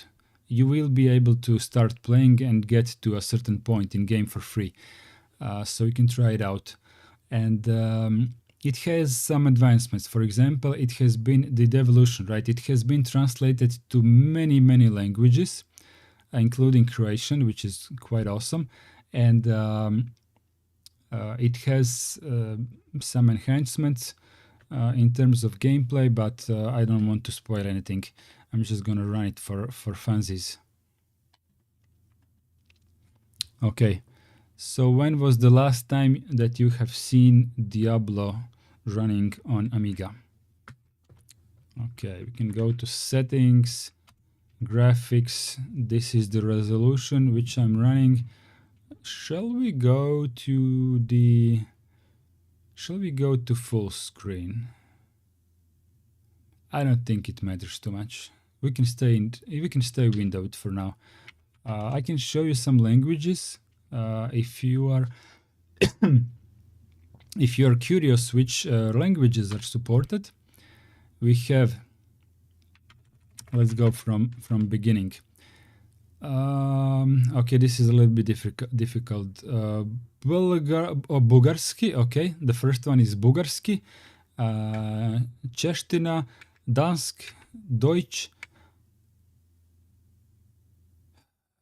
I can't read this. I have no clue what this says. English, Espanol, Francias, Hrvatski, Croatian, Italiano, Polski, Portuguese, I don't know how the accent goes. Portuguese. No, that's English. Anyways, Romania, so Romanian, Ruski, Swedish, I think, Ukrainian, and we're done. So pretty good lineup. And if you're eager to help out, you can join the Discord and help out with translating to your own language if it's not listed. I am quite fond of this project. Some really good and cool people work on it. Previous menu, previous menu, previous menu. single player, Dart, load my game. I said Portuguese. Okay. Let's not pretend that I know what I'm talking about. Alrighty. So here's Diablo on Amiga. Pepin the healer. Talk to Pepin. Who poisoned the water supply? Please, you must hurry. Every hour that passes brings us closer to having no water to drink. We cannot survive for long without your help. I'm just inventing some voice. I have no clue what this guy sounds like. Let's try gossip. While I use some limited forms of magic to create the potions and elixirs I store here, Adria is a true sorceress. She never seems to sleep, and she always has access to many mystic tomes and artifacts. I believe her hut may be much more than the hotel hovel it appears to be, but I can never seem to get inside the place. Well. When you narrate a mute video game, you have to try hard to to do something worthy. Ogden the tavern owner. Can this one be more Russian than the previous one, or less? Because I'm losing some of this mojo, right? Which one is this? Griswold the blacksmith. Griswold could be a little bit more Russian. Okay. Let me decrease my microphone volume. I will need it. La la la la la la la la la la la la la la la. Okay, I need this.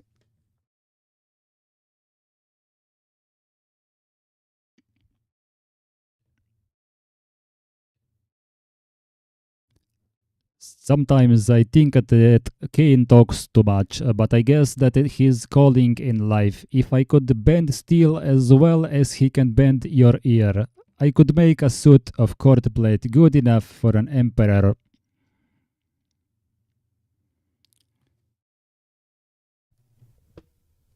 I think that sucked actually, but with a little bit more relaxing, maybe something better would come up sooner or later.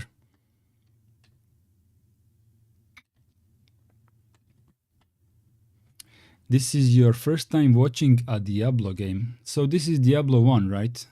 Very good place to start, actually. A lot of people absolutely prefer Diablo 2 out of all 4 of them Diablo games. But if you're not afraid, maybe that's not the right expression, but if you're not afraid of lesser graphics, I think Diablo 1 is actually quite good. A little bit less mechanics, a little bit less.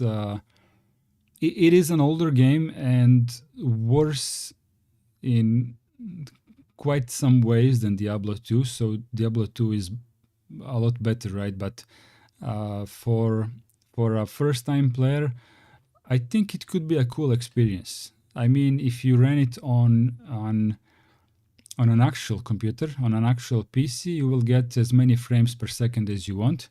Like I get on my PC, I get like 2000 frames per second. But you don't need more than 30 to play this game because the animation is locked. Blizzard guys locked the amount of pictures per frame, right, for animation of stuff. There are some enemies here, right?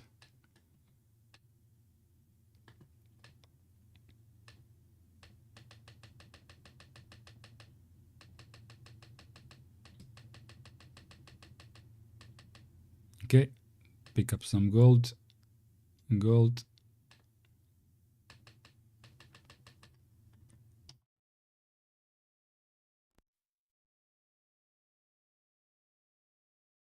sneezing. I had to mute it.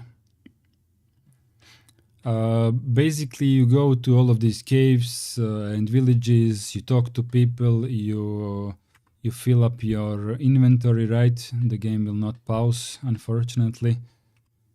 Let me just quickly run outside. Is there something here to pick up? I guess no. Let's just hide for a second.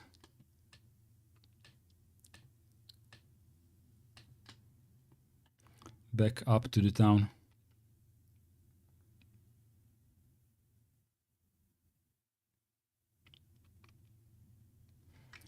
Okay, so you can press C to get your character data, right? So you get level up as in actual RPG games.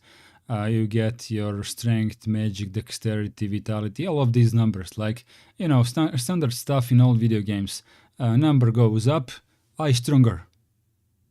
Okay, very simple. I for inventory, so we have our stuff. You can put it away in your let's call it a pocket, right? You can put it back into your hand if you pick up something better with better stats than this one. So this one can do damage 2 to 4, of course. More than the number 4 equals better weapon, right? So quite simple. It has durability, it can break, you can replace it, you can repair it. If you go to the guy who is a blacksmith, you can pay him, you can collect some money, you know, all the life stuff, right? It's a circle of life in the inside of the magic of creatures that will want to eat you alive and devour you. So it is it is a fairly good game. If you want to start with Diablo 2, there is also a remastered version that came out a couple of years ago, and it looks awesome. But if you are not if you're not too much into graphics, the first one actually offers plenty of fairly good gameplay, to be honest. Let's quit this one for now. So yeah, download it from GitHub. It's called Devolution X. You can try it out literally right now. You don't have to buy anything. It will give you a chance to play for a couple of hours at least, if not more, without purchasing the original game, so that you can copy the original files for the rest of the game. And on GOG, GOG.com, you can buy it for. It can be on discount for €5 or something like that. What I have in my backup? Coding. Oh yeah, I forgot to show you something. I was actually starting to pretend that I am a programmer, right? And make a video game. I'm sorry, but I cannot run this because what this code does is it calls the RGB output of Amiga, the regular, let's call it game mode, okay? Just for the sake of simplicity. It calls the game mode, which runs outside of the RGB out of the Amiga. And for that, I have a cable which ends up with SCART cable, which I then plug into my Trinitron TV. In order to show it to you on stream, I would have to plug this video out into an adapter, for a converter from SCART to HDMI, because I have an HDMI capture card on my PC. That's the only way I can show you what this thing does, right? For my eyes only? No, it's not for my eyes only. I just can't show it to you. Best I could do is hook up my Amiga to my Trinitron, run the game, and then point the camera into the TV. However, there is a lot of mess behind me, and I don't really want you to see my mess in the reflection of the TV. So you're going to have to wait to see my little silly little game. But basically what happens here is nothing really special. You create a screen, right, in a certain Amiga resolution. You would be anxiously awaiting for frame thrower.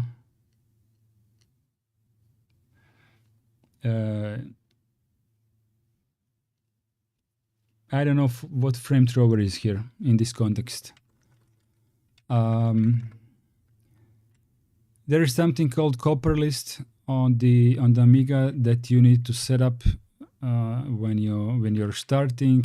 You have some variables and scores, and have some types of the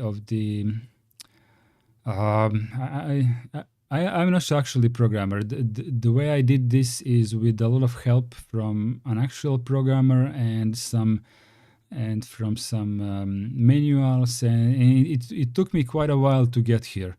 So don't take me for evil for not being able to explain everything, especially as I did this like a year ago.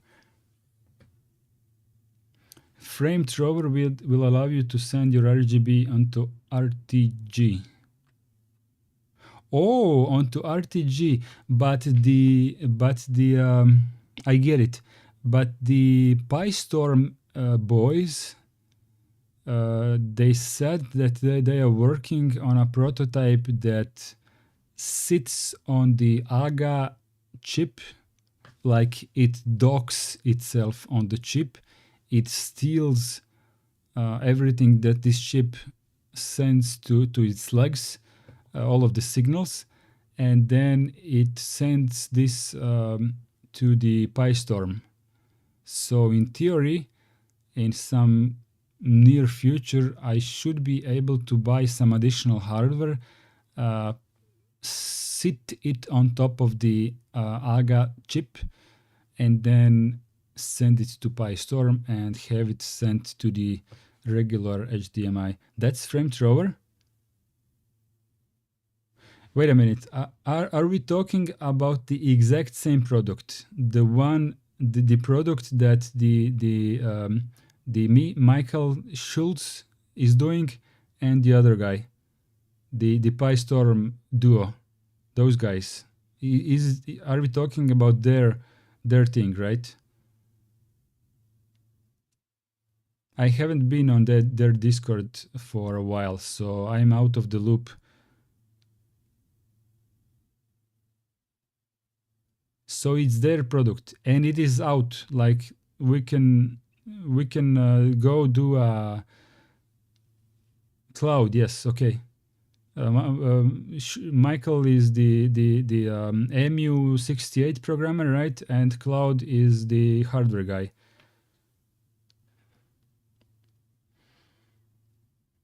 Okay, so it is available, right? We can go to their GitHub, download it, send it to whoever will print the board for us, and have it working, right? Or group buy or whatever.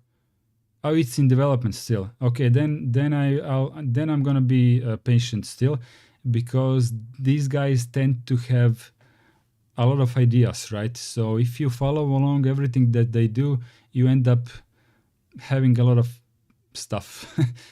So I would rather wait for them to make a final product, because at some point they make their previous product better and better and better, right? So what I have today is PyStorm 32 Lite, on which I have Pi 4B, right?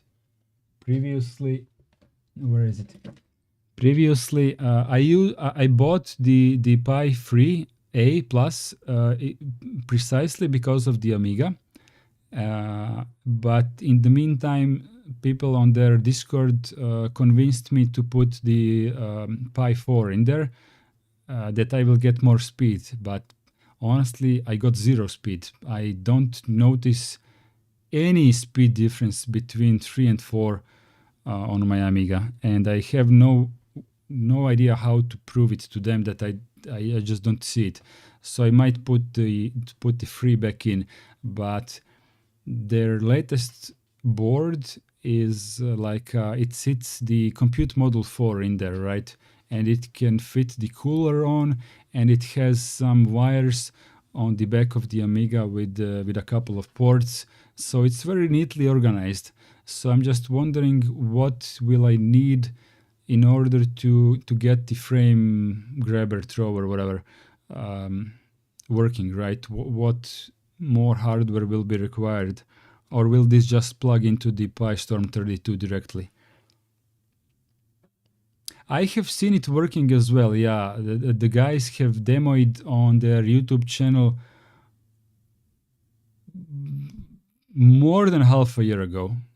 I have seen it. I have seen the video of RGB out directly and through their grabber side by side, and the latency on the video was like negligible. So quite an awesome thing, and I want that. We have some XY positions and speeds of the ball. It piggybacks on the Denise chip, yeah.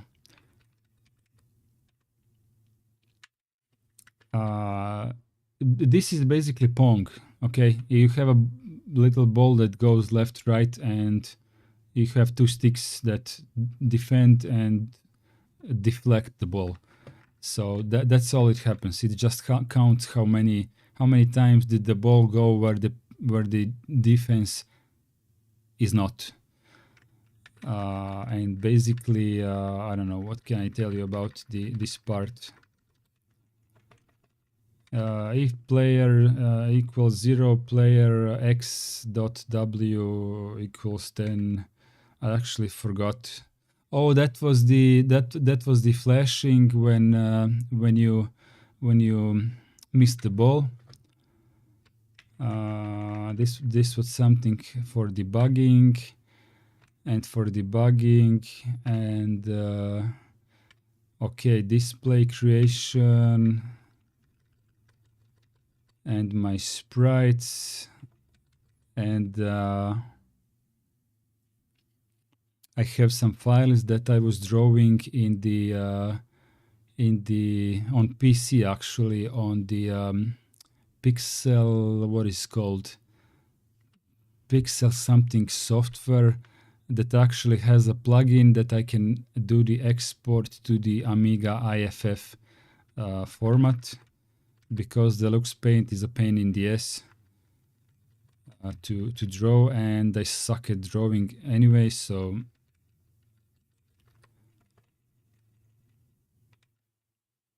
there is actually nothing special I can show you here. The whole thing sucks. It sucks big time. It's just the ball going left and right, basically, and it changes direction. It is shit, and I need at least a couple of months of work to make this really actually usable.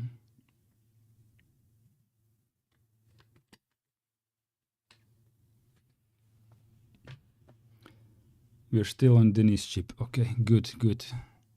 What else can I show you? I cannot run any game because all of them will go out on the RGB output. As I already said, I cannot capture this. Clock can stay. My programs, Amidon, Emu tools for the PyStorm, Vim. Okay, I have Vim. If that's something that you could even remotely care about. Where did my command line go? Not here. Not, oh, there it is. Okay.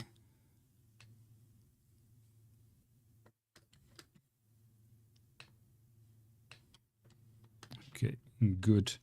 Let's see if it's even in my path. Vim. Yep, it's in my path. Okay. Is there anything that you could see about Vim that you haven't already seen previously in your life, unless you're new to Vim and you want me to show you how to exit the program?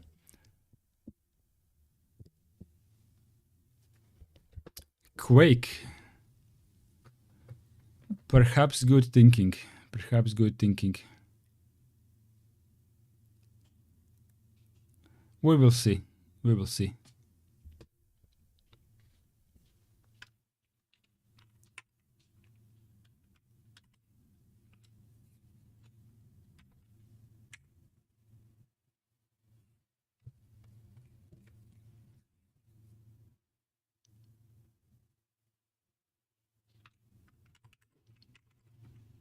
This has no color formatting, right?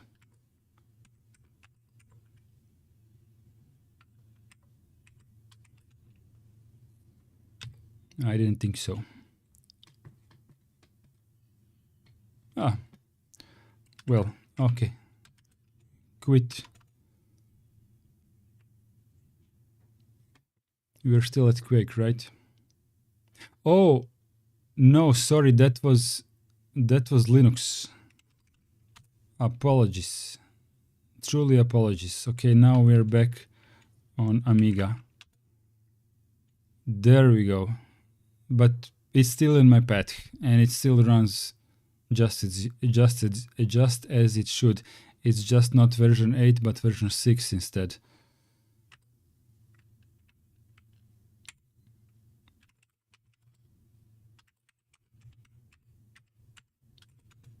I was just wondering if anything will change in the way that it shows the any colors changing or whatever. I was just curious, right? No big deal. Let's just quit.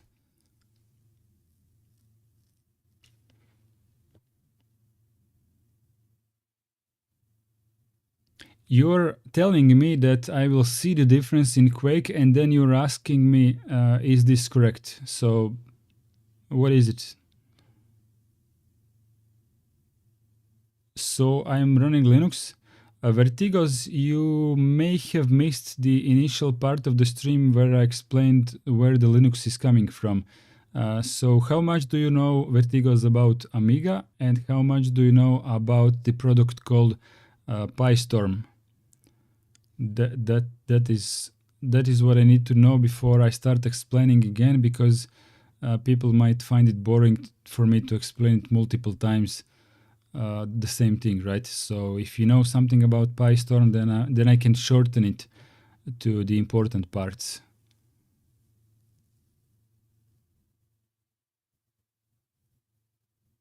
But anyways, while you're thinking about your reply, there is a clock port on this Amiga. It has like bandwidth of 3 megabits, I think. And on this port, usually it is expected that you would plug in a real-time clock with the battery so that you can turn off the computer and turn it on again tomorrow and still have the correct time. However, you said you thought that PyStorm is running bare metal without access to Linux. This is incorrect. It could be correct, but your nomenclature is not very accurate. So PyStorm is the hardware board as an interface between Raspberry Pi and the Amiga itself and the Amiga expansion slot. Okay, so PyStorm is FPGA interface between the Pi and the Amiga. So PyStorm is just hardware. PyStorm doesn't run anything. Raspberry Pi is what runs the emulated processor. So what you think is PyStorm is actually called EMU68. EMU68. You can search it on the internet. EMU68 is the software that runs bare metal on the Pi, and it emulates hard drive, CPU, and RAM, and Wi-Fi. And it sits, this software EMU68 sits on the Pi, and Pi sits on the PyStorm, and PyStorm sits on Amiga. However, why I mentioned Linux, before EMU68 software was finished, there was another software that was emulating the Amiga CPU through PyStorm, and this software name is Musashi, and Musashi is software that runs on top of Linux, and Linux is installed on Raspberry Pi, and Raspberry Pi sits on PyStorm, and PyStorm sits on Amiga. So in the beginning, PyStorm ran the emulated CPU with the help of Linux. Later, they made a different emulator that sits bare metal on the PyStorm, and consequentially, it is a lot faster than Musashi, which is running through multiple layers of operating systems. I hope. Yeah, okay. So initially, when Musashi was a thing, then you would have Linux, and with Linux, you would be able to use the Amiga shell to log in directly into your PyStorm Linux, and there you could tweak your config files for Musashi before you reboot the machine into a new configuration. You could run real-time clock there. You could run networking on this Linux, and you could run shared folders. You could run a whole bunch of things on this Linux, right? Later, when they made it bare metal, you can still run a Musashi, but people are transitioning to EMU68. So now that we have EMU68, now we are missing some of the features that we had with Musashi and Linux. And what people did is that they made another tiny board, not a PyStorm, but it's called CP314. CP314. It's a chip board on which you sit the Raspberry Pi Zero, and Raspberry Pi Zero once again runs Linux, and it runs Linux in order to give me networking, clock, real-time clock, and a shared drive, so that I can over the network put some files on the Raspberry Pi. The second one, not the one that is emulating the CPU. I have two Raspberry Pis in there, in my Amiga. So if you miss the stream, oh sorry, the cables are a bit tight. This is the that's the one with two Raspberry Pis in there. Let's go to Amiga shell. Just let me show you. You type pi, and where you end up, I'm not sure if you can see this font. It says at A314CP. This is the clock port one. So uname, okay, uname -A. You can see here that this is 6.1 kernel on the ARM v6 processor. So you can already see that this is an older architecture, the 32-bit one. So this is where I'm running the shared folder, and by shared folder I mean this one called PyDisk. You can see it above, third icon from the left. This is my shared folder with Linux, so I can use the directory opus to copy files from what I have on the Raspberry Pi. I can use this Raspberry Pi to access the internet and see the iBrowse, right? iBrowse literally runs on the virtual networking interface that Raspberry Pi Zero provides to the Amiga, and then Amiga routes through the Raspberry Pi through the network address translation onto the internet. That's how I have it configured, because EMU68, EMU68 can do Wi-Fi at this point, but it wasn't that stable for me. It is a lot faster than this one, but it wasn't stable enough, so I was I was annoyed by constantly having to reconfigure it and beg it to start working.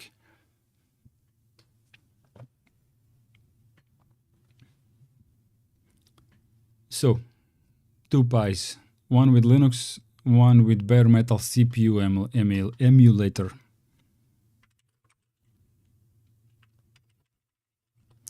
Maybe we can do sudo -i. Okay, let's go with screen. Okay, update. Let's update the operating system on our Raspberry Pi and hope it doesn't break apart. This is Bullseye, actually, Debian 11. I don't want to touch it.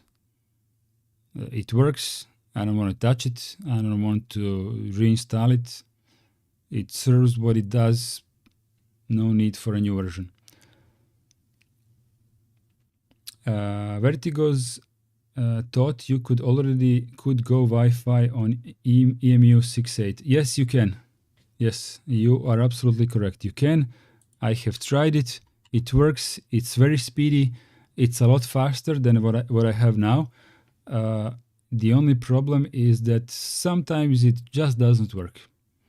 And all you wanted is to turn on your Amiga and, let's say, use the internet. And right now it refuses to connect to the Wi-Fi, and you have no idea why. And then instead of doing what you planned on doing, now you want to troubleshoot the Wi-Fi. I did that one day, and did that the second day, I did that the third day, and then I deleted everything regarding EMU68 Wi-Fi, and I installed the networking through the clock port, through the Linux, through the another Raspberry Pi.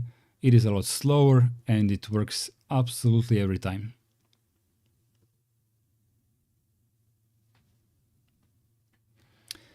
But the clock port adapters which have been developed since are quite something. Yeah. I mean, it is a legit expansion interface. You can absolutely plug in whatever you want into the clock port, as long as your utility is possible with only having 3 megabits of bandwidth. So you are limited on the entirety of this interface with only 3 megabits.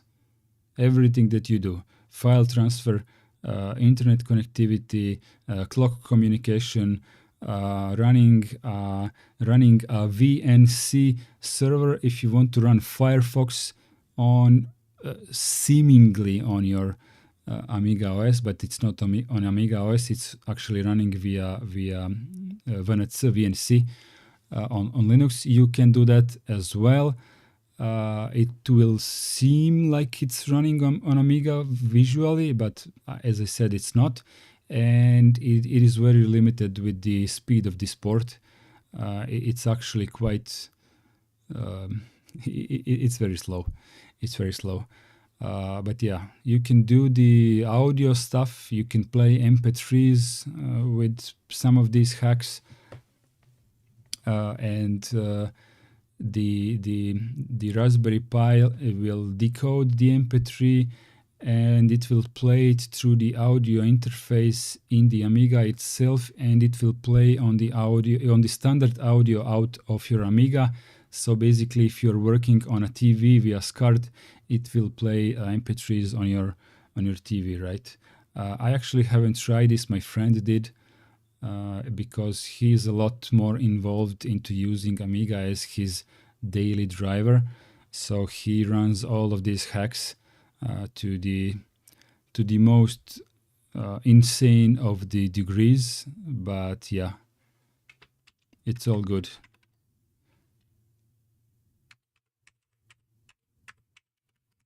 I'm running full upgrade on my Raspberry Pi Zero on Bullseye. Let's see how many packages. No, not too many. Not too many. Is there a kernel update?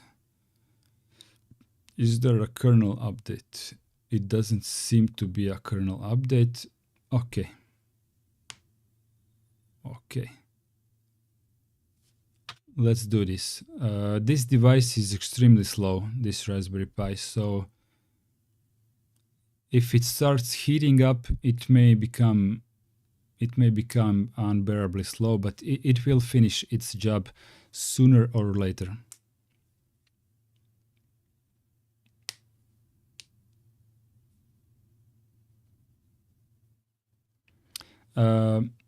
If I can show it to you, so you see that I'm now connected via Amiga shell to the Raspberry Pi, which is in the Amiga, right? Let's go and detach the screen. If config, so the IP address of this Raspberry Pi is 99.12. Let me just switch quickly.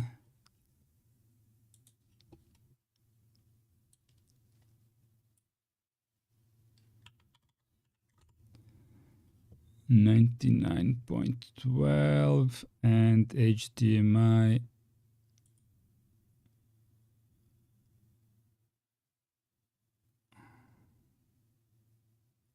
Sorry. Okay. Now we are on my Arch Linux.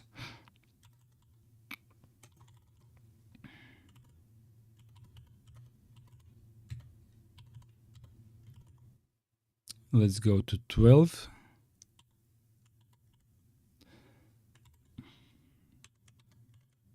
I keep pressing wrong buttons.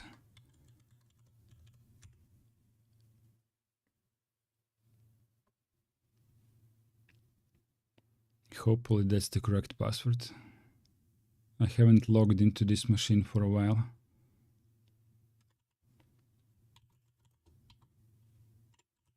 Okay, so that's the A314 CP, and I don't know, backspace. Why is it not running top? What the hell? O. Something is wrong with my keyboard. What the hell is going on?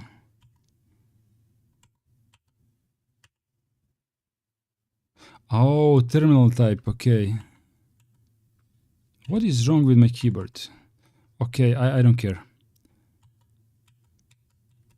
My keyboard is not... I don't understand what's going on. But whatever. Whatever, I'm already annoyed. And let's go back to the Amiga. But you can see that I can connect to this Raspberry Pi. I'm just not sure what's going on. Is it too overloaded to receive keyboard input, or I don't know. It's a bit strange what's going on, but let me go back to here and screen.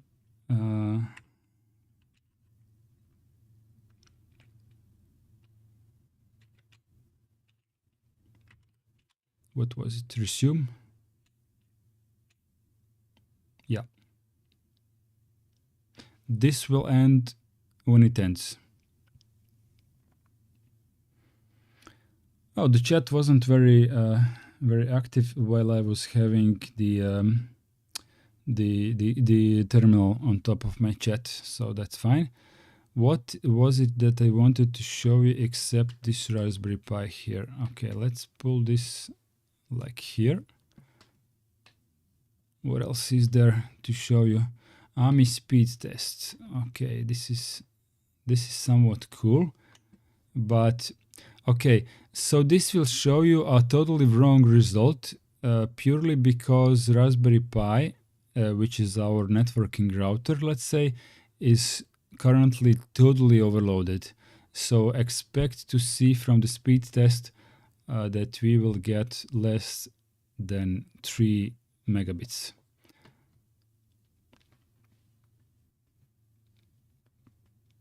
Once the Raspberry Pi is no longer horribly busy, then here you will get like a roughly 3 megabits of speed. Didi says maybe because of the update. It could be. I'm fairly sure that the Pi is totally overloaded. Let me detach screen once again.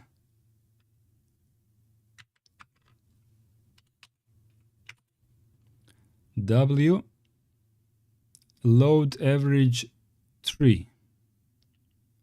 Load average 3, and how many CPU cores do we have?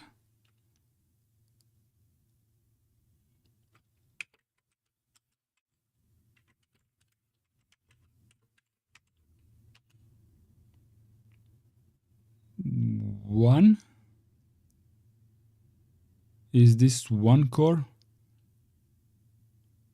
I would say it's one core.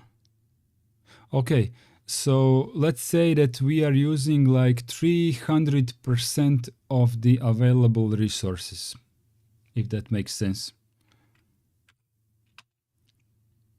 Yeah. We have given it 3 times the job than it can handle. Vertigo says still good speeds on Amiga Land. Yeah, I'm not complaining. It is a good balance for me. When I tried EMU 68 Wi-Fi card, the bare metal emulated one, that one gave me 18 megabits. Okay, 18 megabits. So 18 megabits is, it's quite a lot even for a PC. So, for normal usage. So 18 is really good.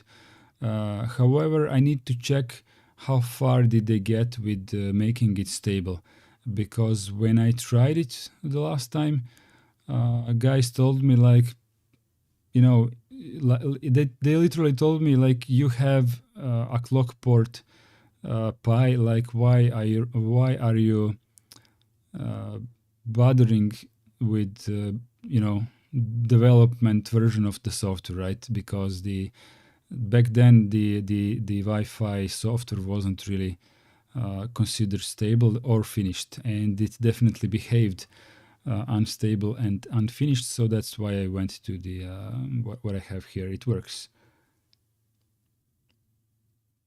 And it's Amiga driver tapping raw power. Both are Amiga driver. The one that goes through Raspberry Pi Zero and the one from the EMU 68. Both need to have an actual networking interface driver, as a file in the Amiga operating system. So they both work in a similar way.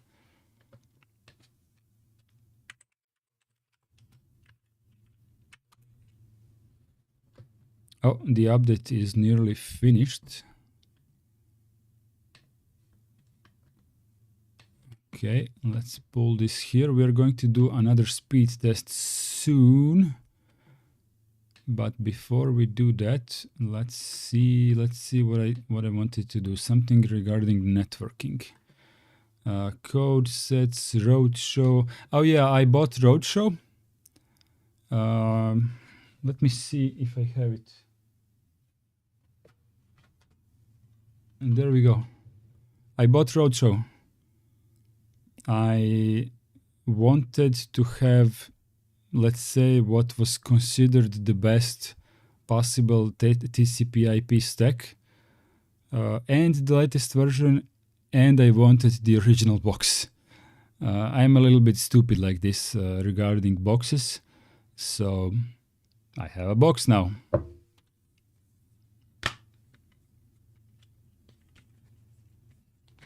And you can see my registration number. if that's any of your concern. You can't get a free copy by giving them my registration number, so it's all good. I got a registration number sticker.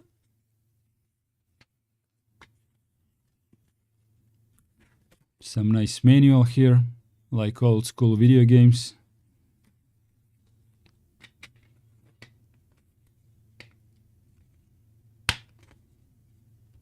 And of course the software.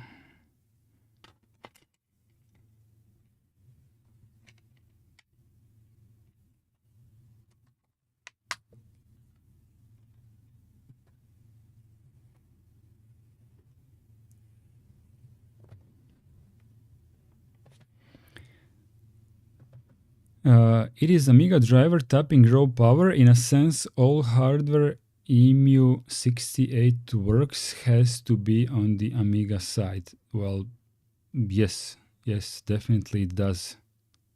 It can't. I mean, you have to give it a driver. That's usually how hardware components work. You have to have a driver. Maybe we are not understanding each other properly, but hardly anything out of hardware components can function without a driver. So from that perspective, yeah.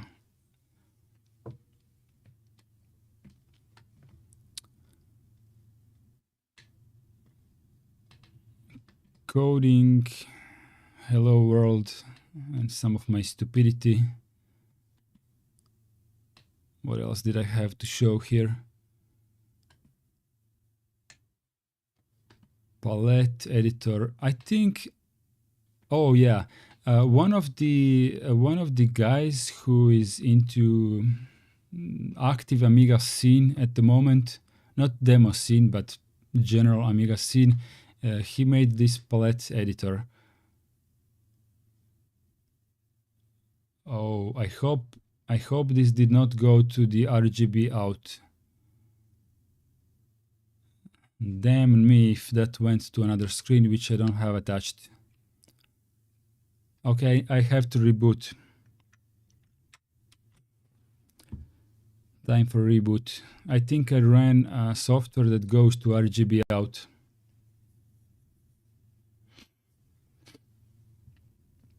Musashi didn't work that way. Regarding the networking, we're talking about networking now, right?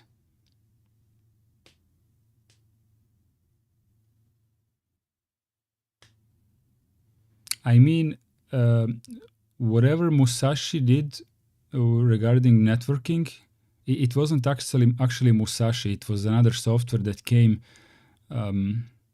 let's say, bundled with Musashi. That's what I have now.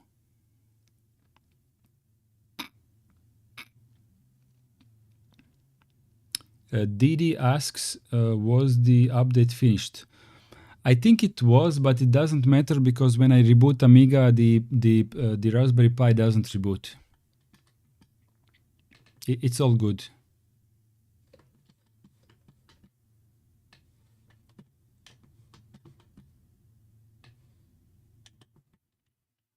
I will show it to you. See, it has been up for... What the hell does this mean? 23 hours? That's incorrect. It has been up for 3 hours. You know what could have been? Maybe the clock was adjusted from the internet after it has booted, so the uptime got screwed up.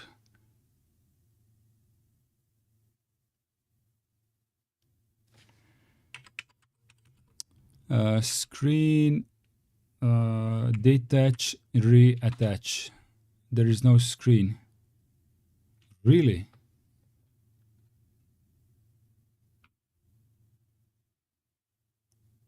Did I manually exit the screen? I don't think so.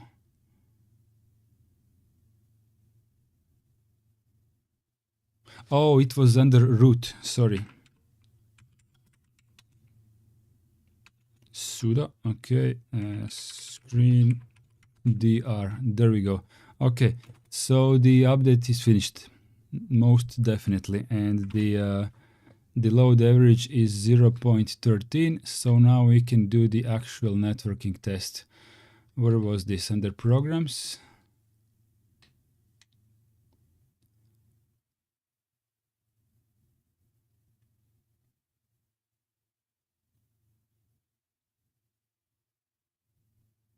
Oh, it was in the beginning. Okay.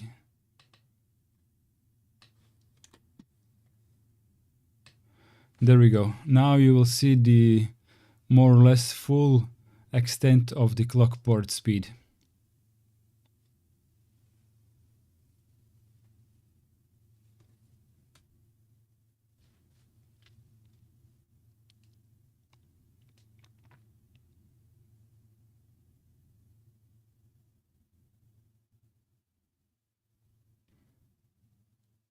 There you go. 2.6 megabits per second.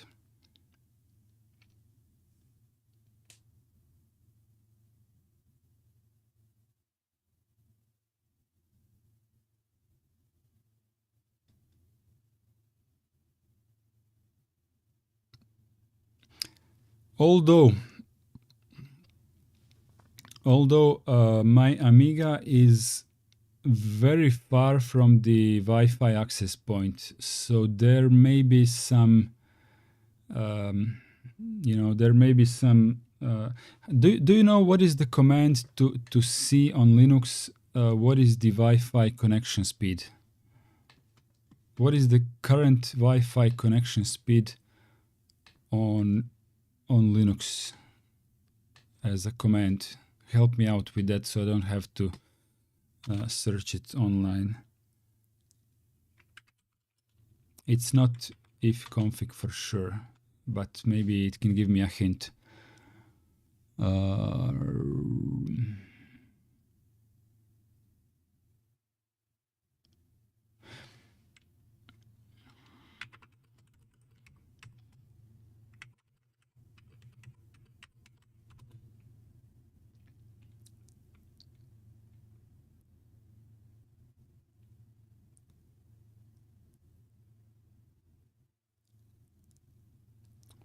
Let's run speed test from the Pi itself so that we can see how much faster it is from the clock port transfer speed.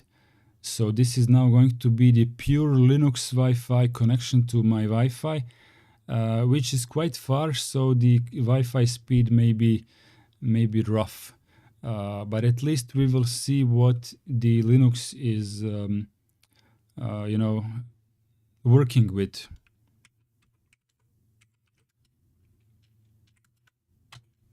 There we go. Speed test from the Linux itself. Unable to connect.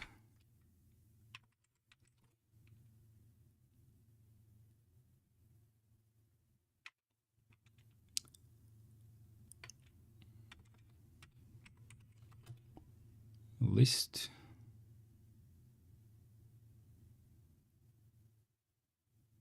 Forbidden. Let's try secure, but secure will eat a part of the CPU, so that's a bit shit. That's a bit shit test to do on a CPU as slow as this one.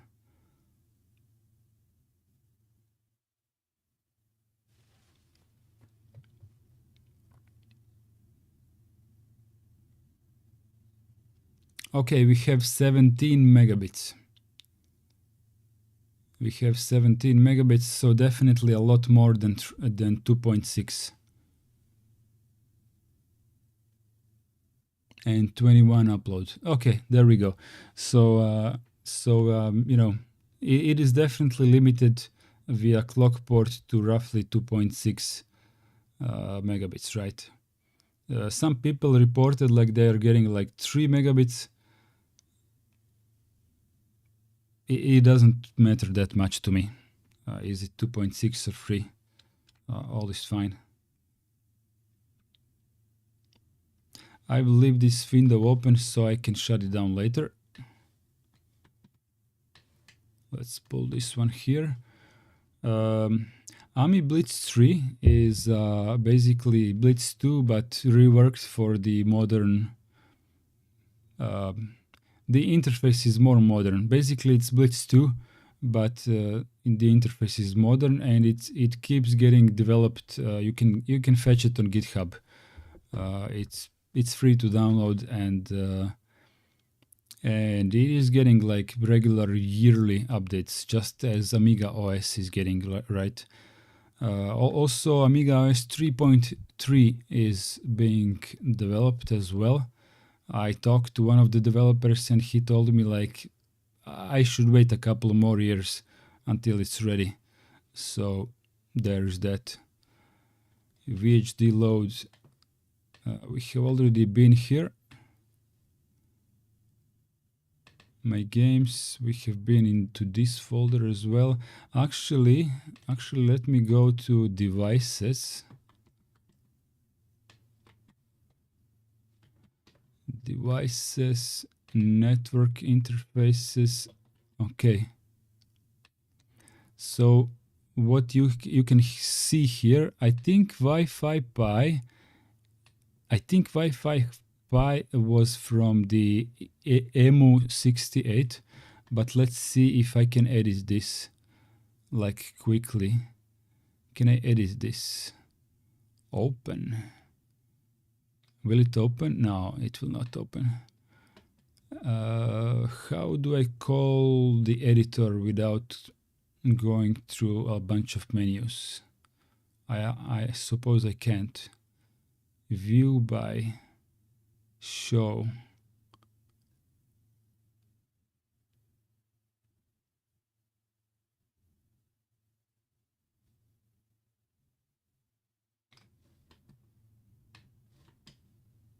I don't know.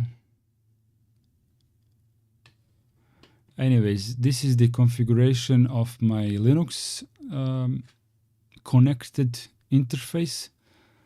I would love to open this file so I can show it to you, but basically this is my static IP configuration, nothing out of the ordinary, and the default route is in a completely different file. Let's go ahead and try to open.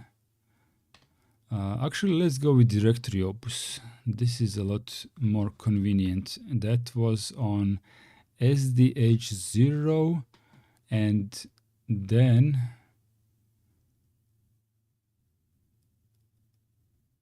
devices, network interfaces. Let's go with Wi-Fi Pi first, and we can show it with show, maybe, no? Then read. Good, read. Okay, device Wi-Fi Pi dot device, configure DHCP. So nothing meaningful here. And in this device that we are actually using, or is it this one? Oh, okay. The configuration. Okay, device equals A314 dot.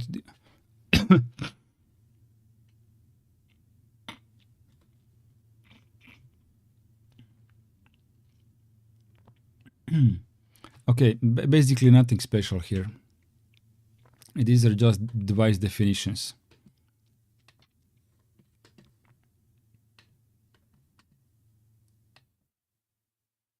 But yeah, network drivers. I think we are cool with this stream, right? Can we go to bed today? I mean, now. I don't have anything special to show except that I would need to watch the demo that you have given me for the homework, right?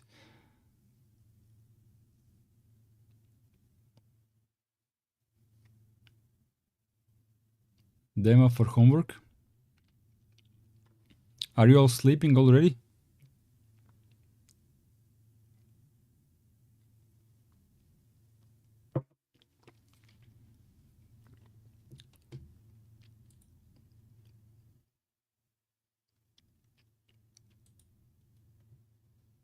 Sleepy chat, sleepy chat.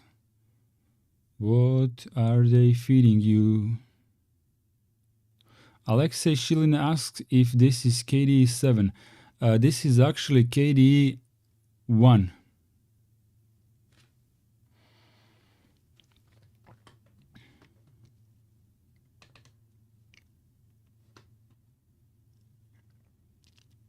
Let's see if someone responded to me on Mastodon. Notifications, refresh. Didi says, it was a really nice explanation of Amiga and Special Pi implementation. Oh, somebody boosted my post. Metin 7. Okay. Okay, that is nice. That is nice. Okay, let's shut down the Raspberry Pi.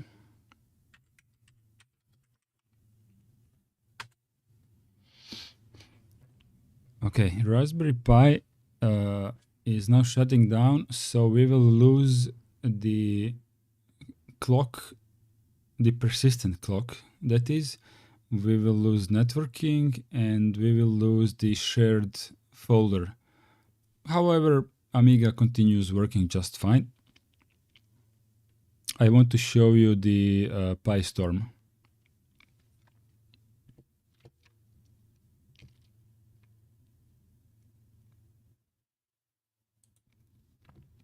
Okay.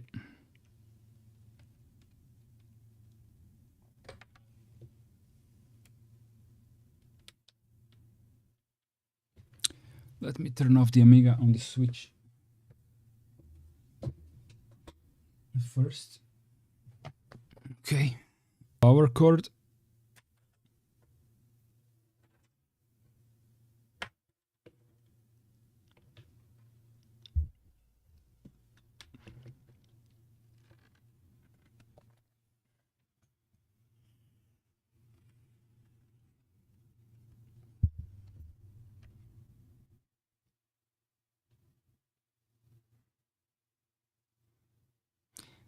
Alexei says I'm obviously late, so no idea what's going on. So we have been playing with this hardware here. And I have it slightly modded. I mean, but the stream is pretty much over. I want to go to bed at this point. But I will just show you the mod here. I'm going to pull it out. Give me just a second. I need to uncouple HDMI port.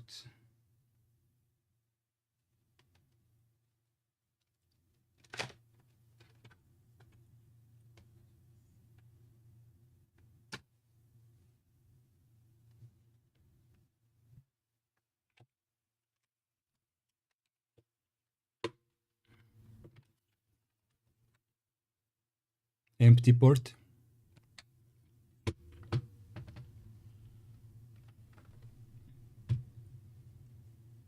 Okay, so for those of you interested, this is PyStorm. The front, sorry, let me go from this side. This here is PyStorm. I'm not sure if the lighting is okay. This here is PyStorm, okay, with the FPGA chip that is reprogrammable, of course, as every FPGA is. This is PyStorm's port that connects to the original Amiga expansion interface. And here, like here, these wires here, this is Raspberry Pi 4 that sits literally and directly on top of the PyStorm, and it connects to PyStorm exclusively through the legs, right? Through the how do you call them on Raspberry Pi? The pins, right? The Uber pins that do everything. So these are the pins, right? It just hacks through these like punch holes, and that's how it sits in. It has 3 screws, and basically this is where you keep your Amiga operating system and your virtual hard drive. The HDMI port I have used to show you the output from Amiga. The sound port is irrelevant completely. The network port is irrelevant completely because nobody knows how to program drivers for that. And nobody knows how to program USB ports, so all of this is completely irrelevant. Just the USB, no, not USB, just the HDMI works, and the card reader works, and the CPU works, more or less, and Wi-Fi now works as well, but not yet completely finished, as I recall the last time, but I need to recheck what the current state is. So the way that I upgrade the emulator, the CPU emulator, is basically I take this out. I take out this card. It has a special FAT32 partition. I put it into my PC. I update all of the files. I put it back and boot it up. So that's how I upgrade it. It could be made easier to reach, but I don't upgrade it very often, so it's not that difficult to pull out of the Amiga and just put it back in there. I also have some other mods that I can show. So this here is where the floppy used to be, and I know it's out of focus. Maybe it can focus my finger instead. Maybe I can remove my face and it will focus the finger. Anyways, you can see the USB slot. So this is floppy emulator. You put a USB stick in here and it reads floppy images from the how do I say it, from the USB stick, and with these buttons you switch between the images, and you have OLED screen here to see which image you're reading. And I completely forgot where my microphone is, so apologies that you may have heard me not good, right?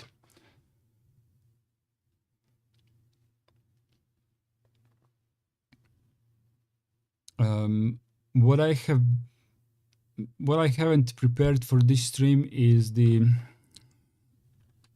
so this is Amiga, right? So this here is the classic video out of the Amiga. It's called RGB out, and this is the sound, right? It goes to RGB goes to Amiga monitor or to TVs with SCART input. I have a cable that converts this to SCART. This is the composite output, but of course composite is a lot worse than when you carry all of the 3 colors plus the synchronization color, right? I think it synchronizes on the green color, so it actually looks vastly better on the RGB out than it does on composite. But I bought some AliExpress converter which doesn't quite work with Amiga output. It's not broken, it's just not compatible with Amiga, so it's useless. So I cannot show you because the Amiga RGB out is used by default for almost everything, including demos and video games. Everything goes through the RGB out. And the only thing that doesn't go through the RGB out is this hack here, because this acts like a CPU. Basically, Amiga sees this entire board together with the software that sits on top of it. This Amiga sees this as a graphics card, as a processor, as RAM, and as a hard drive, and as a Wi-Fi, and as a network interface, right? The Wi-Fi card. So there is a lot of emulated stuff here, but it runs without Linux. It runs bare metal on the Raspberry Pi, and then it gets converted via this FPGA to the Amiga interface. So it presents to the Amiga as it is real hardware, right? So the reason why I could show you the Amiga operating system is because Amiga operating system uses this graphics card and its native video out, which is conveniently HDMI, right? So in order to show you any hacker demos from the Amiga demo scene or any video games, I need a better RGB SCART to HDMI converter. I will buy it someday, maybe, unless these guys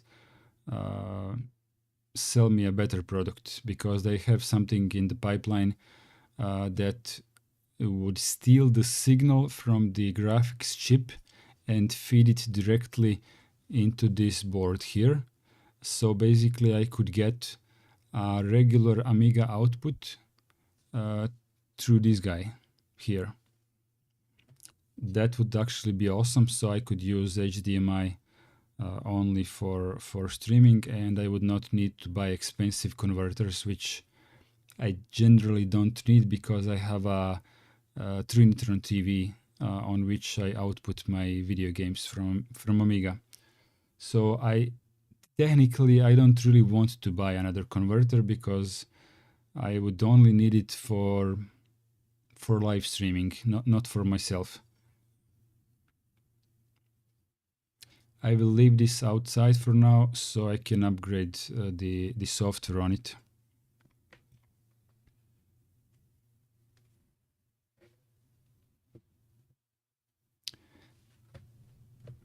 Maybe I could just show you the HDMI capture toggle. Yeah, okay.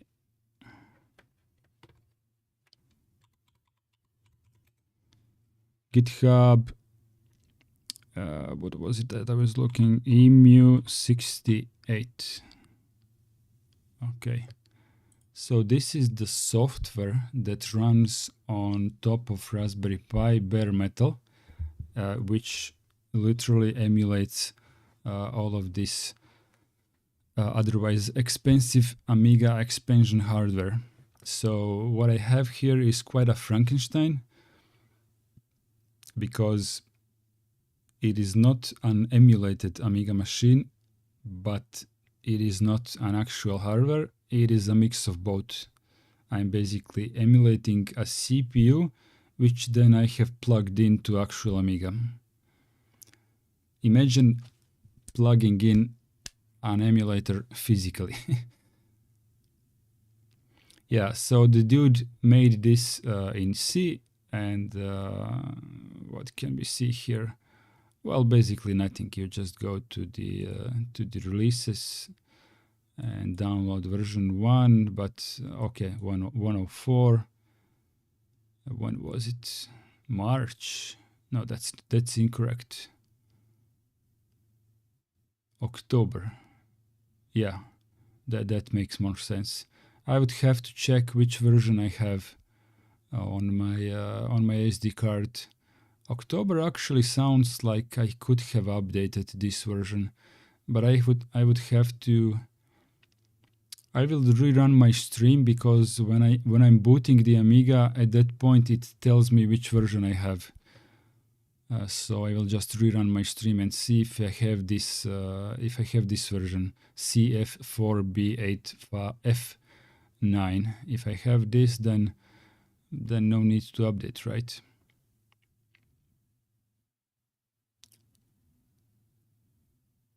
Yeah. Okay, let me go back to the where we are, to this chat.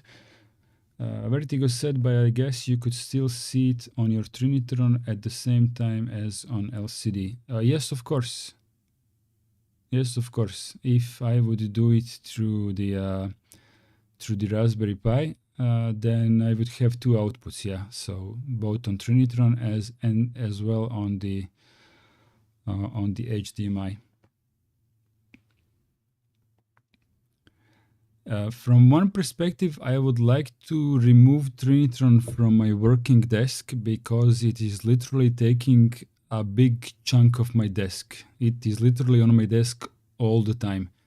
And I hate how large it is. Only 14 inches, but nevertheless, it's deep and it takes a lot of space here that I could use differently. So I was thinking about using an LCD, like primarily, and then pulling out the Trinitron when I want to look at the genuine original game picture, right? Because the way that programmers have been programming games for Amiga back in the day, all of them would, the programmers, like, they would think, I mean, a lot of them would program in assembly, right?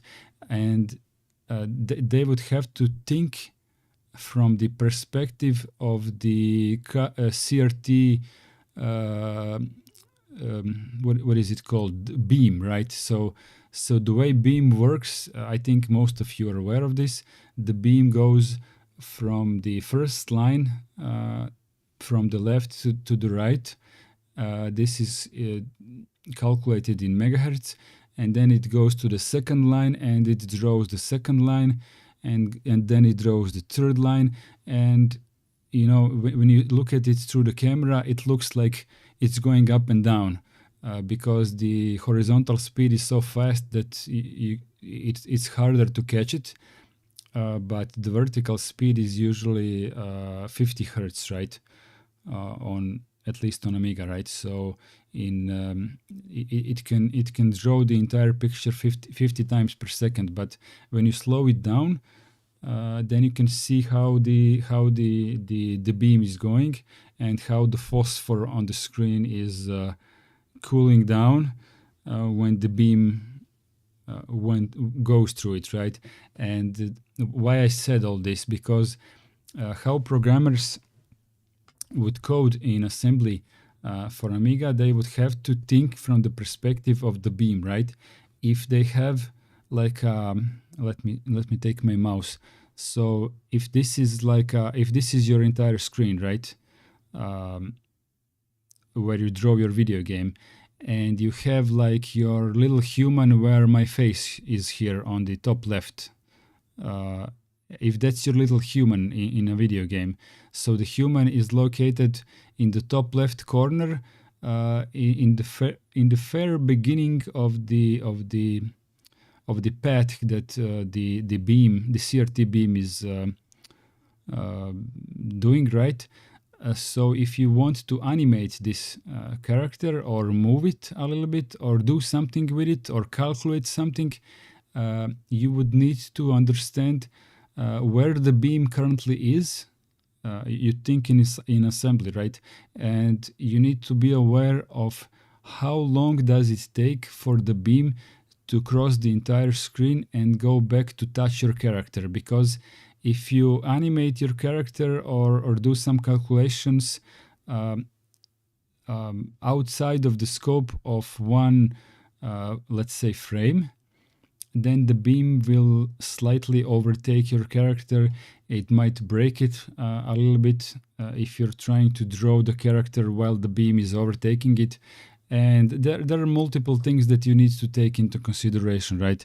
It is a slow machine, but then again, you have the natural. I need more words, not specifications, but what do you call human dexterity, speed, strength characteristics, right? It has the screen has characteristics, and you have to pay attention to what the screen does and where on the screen you're doing your things, right? So uh, when when you play video games, their most natural habitat, the way as the programmer has imagined it and created it, it is always on the CRT screen, right? Okay, not what I wanted. I wanted to move my face from here. Let's put it here.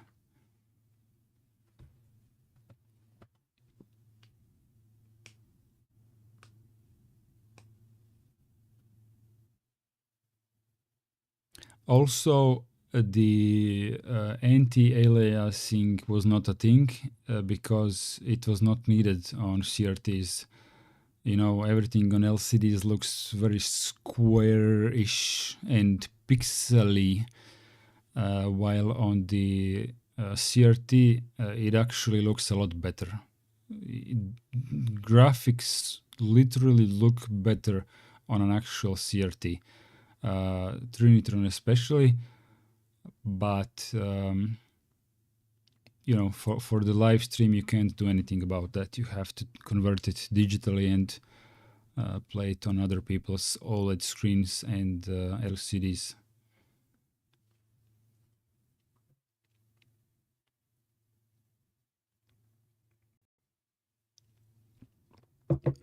And once again, my chat is not moving because it's frozen, or you guys are not typing literally anything. Let me refresh.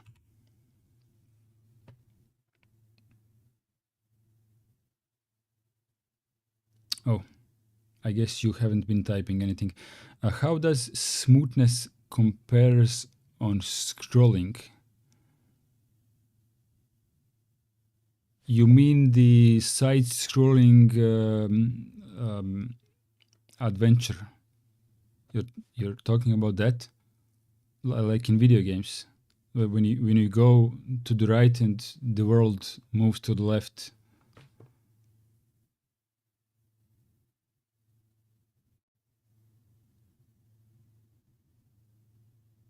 If that's what you asked, and the chat is slow, there is no actual difference because precisely of what I just attempted to explain. Because the programmers, when they would create their content, hold on with demos. That may be slightly different topic.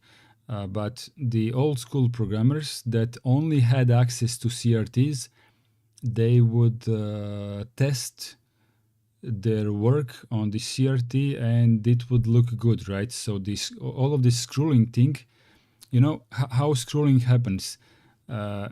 Things are moving to the left, like visually, but the CRT beam is drawing this, right? I mean, the LCD is also drawing. It's just not a beam. It has different softness to it, and it doesn't have the cool down effect that the lit phosphor has. But the fact that the whole screen is getting drawn from top to bottom is not. It's not a problem, because when you code your game, you test it and you see that it's fine. You make it look good. You make it look good. I mean, LCD is a different technology, but it still draws from the top to bottom, right? In the same way. So the same calculation principles still apply, except Vertigo says I don't have an Amiga, but WinUI, and in my 4K I get some jerkiness when it scrolls. Huh. That could be related to the emulator and not the LCD technology, in my opinion. But also it could be actually this could be due to the fact that Amiga is thinking that you have a 50 hertz monitor, but actually your monitor is most probably either 60 or 144, one of these two values, but you're definitely not at 50. What is your refresh rate? What is your Windows refresh rate?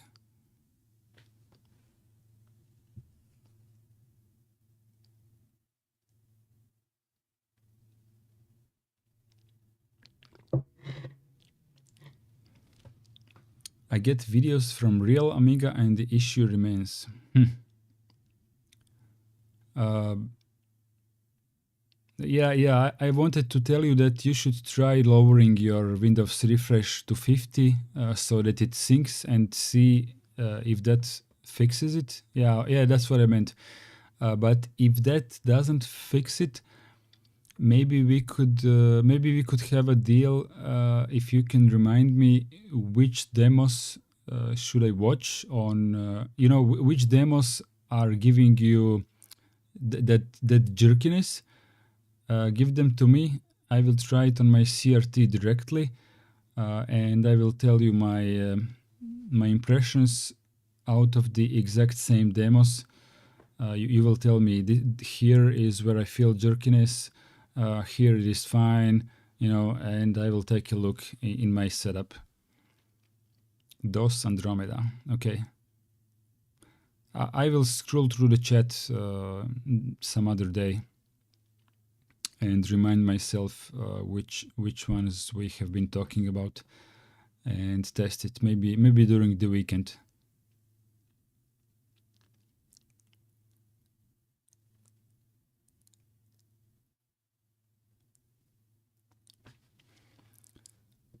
Let's check if anyone replied here. NVIDIA has released Vulkan samples for RTX Mega Geometry.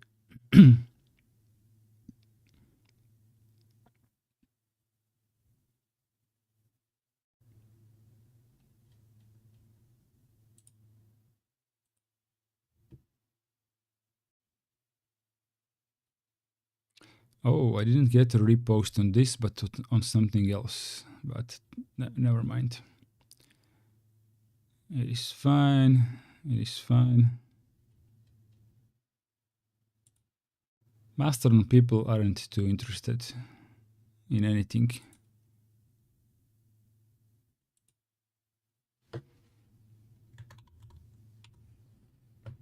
Actually, look at this crap. Why do I have this many followers? But I post something and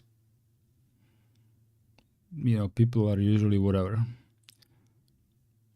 Why do people keep subscribing to me? I mean, I'm not even posting anything relevant. I'm just reposting my own videos.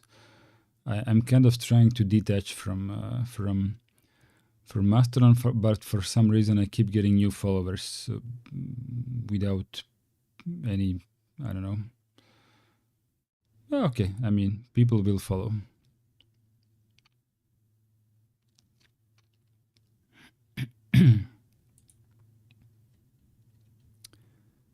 EMU68, we'll do that maybe tomorrow. A little bit of AMD knowledge. Oh well. Where were we? We were here, right? It may be due to time delay in the LCD. I don't know. I will try your DOS Andromeda and we will see.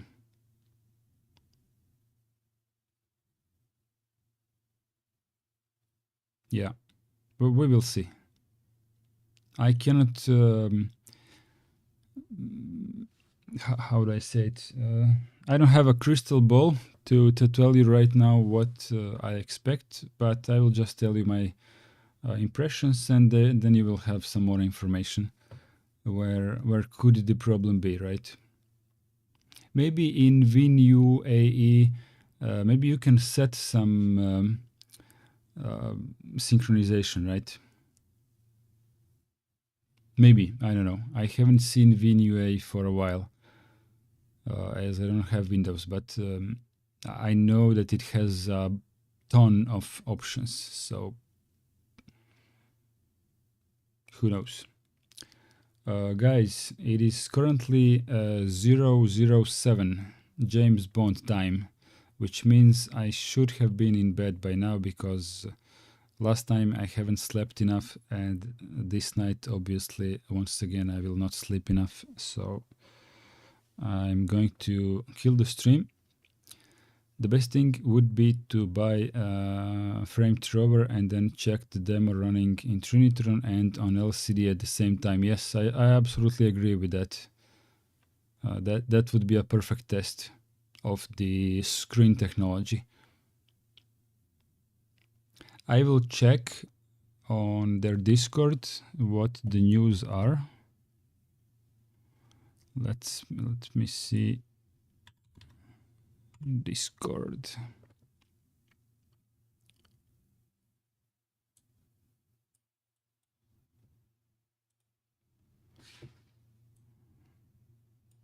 Okay, let's see where that was. PyStorm. Right now I don't see my chat on YouTube, but it is good. I will read it soon. Okay, so emu, it is not here, I would imagine.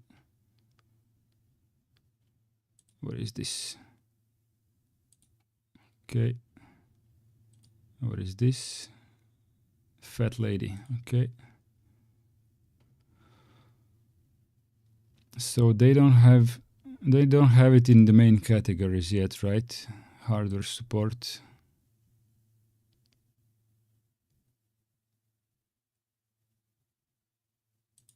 This is quite funny.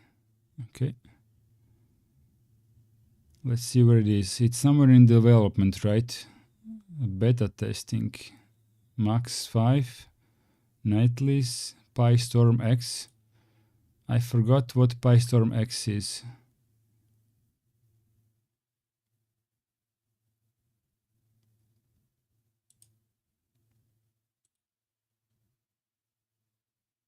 Is that it?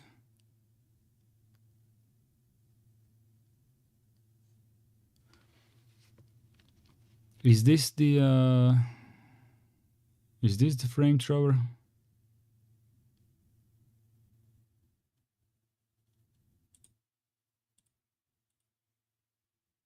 No. What the hell is PyStorm X? Oh, the PyStorm X is the that's a fan-made custom version of PyStorm, right?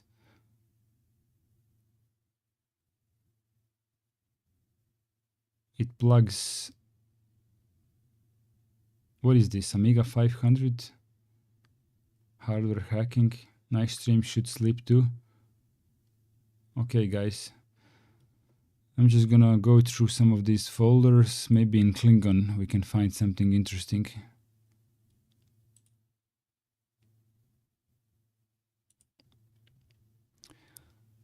PyStorm, ITXting, PyInternals, PyStorm 2K, custom distros, Macintosh, software Pi, firmware, hardware.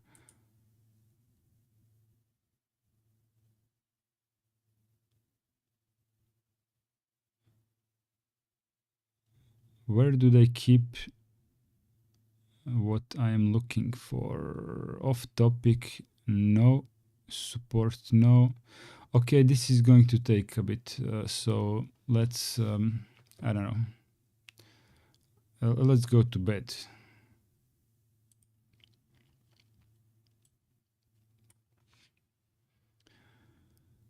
Thank you very much for hanging out, and I'm going to see you whenever the next time is, right?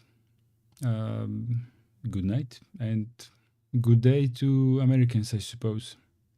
It's off topic, hardware hacking. I skipped the off topic. Hardware hacking. Okay. I will check it out on my own tomorrow.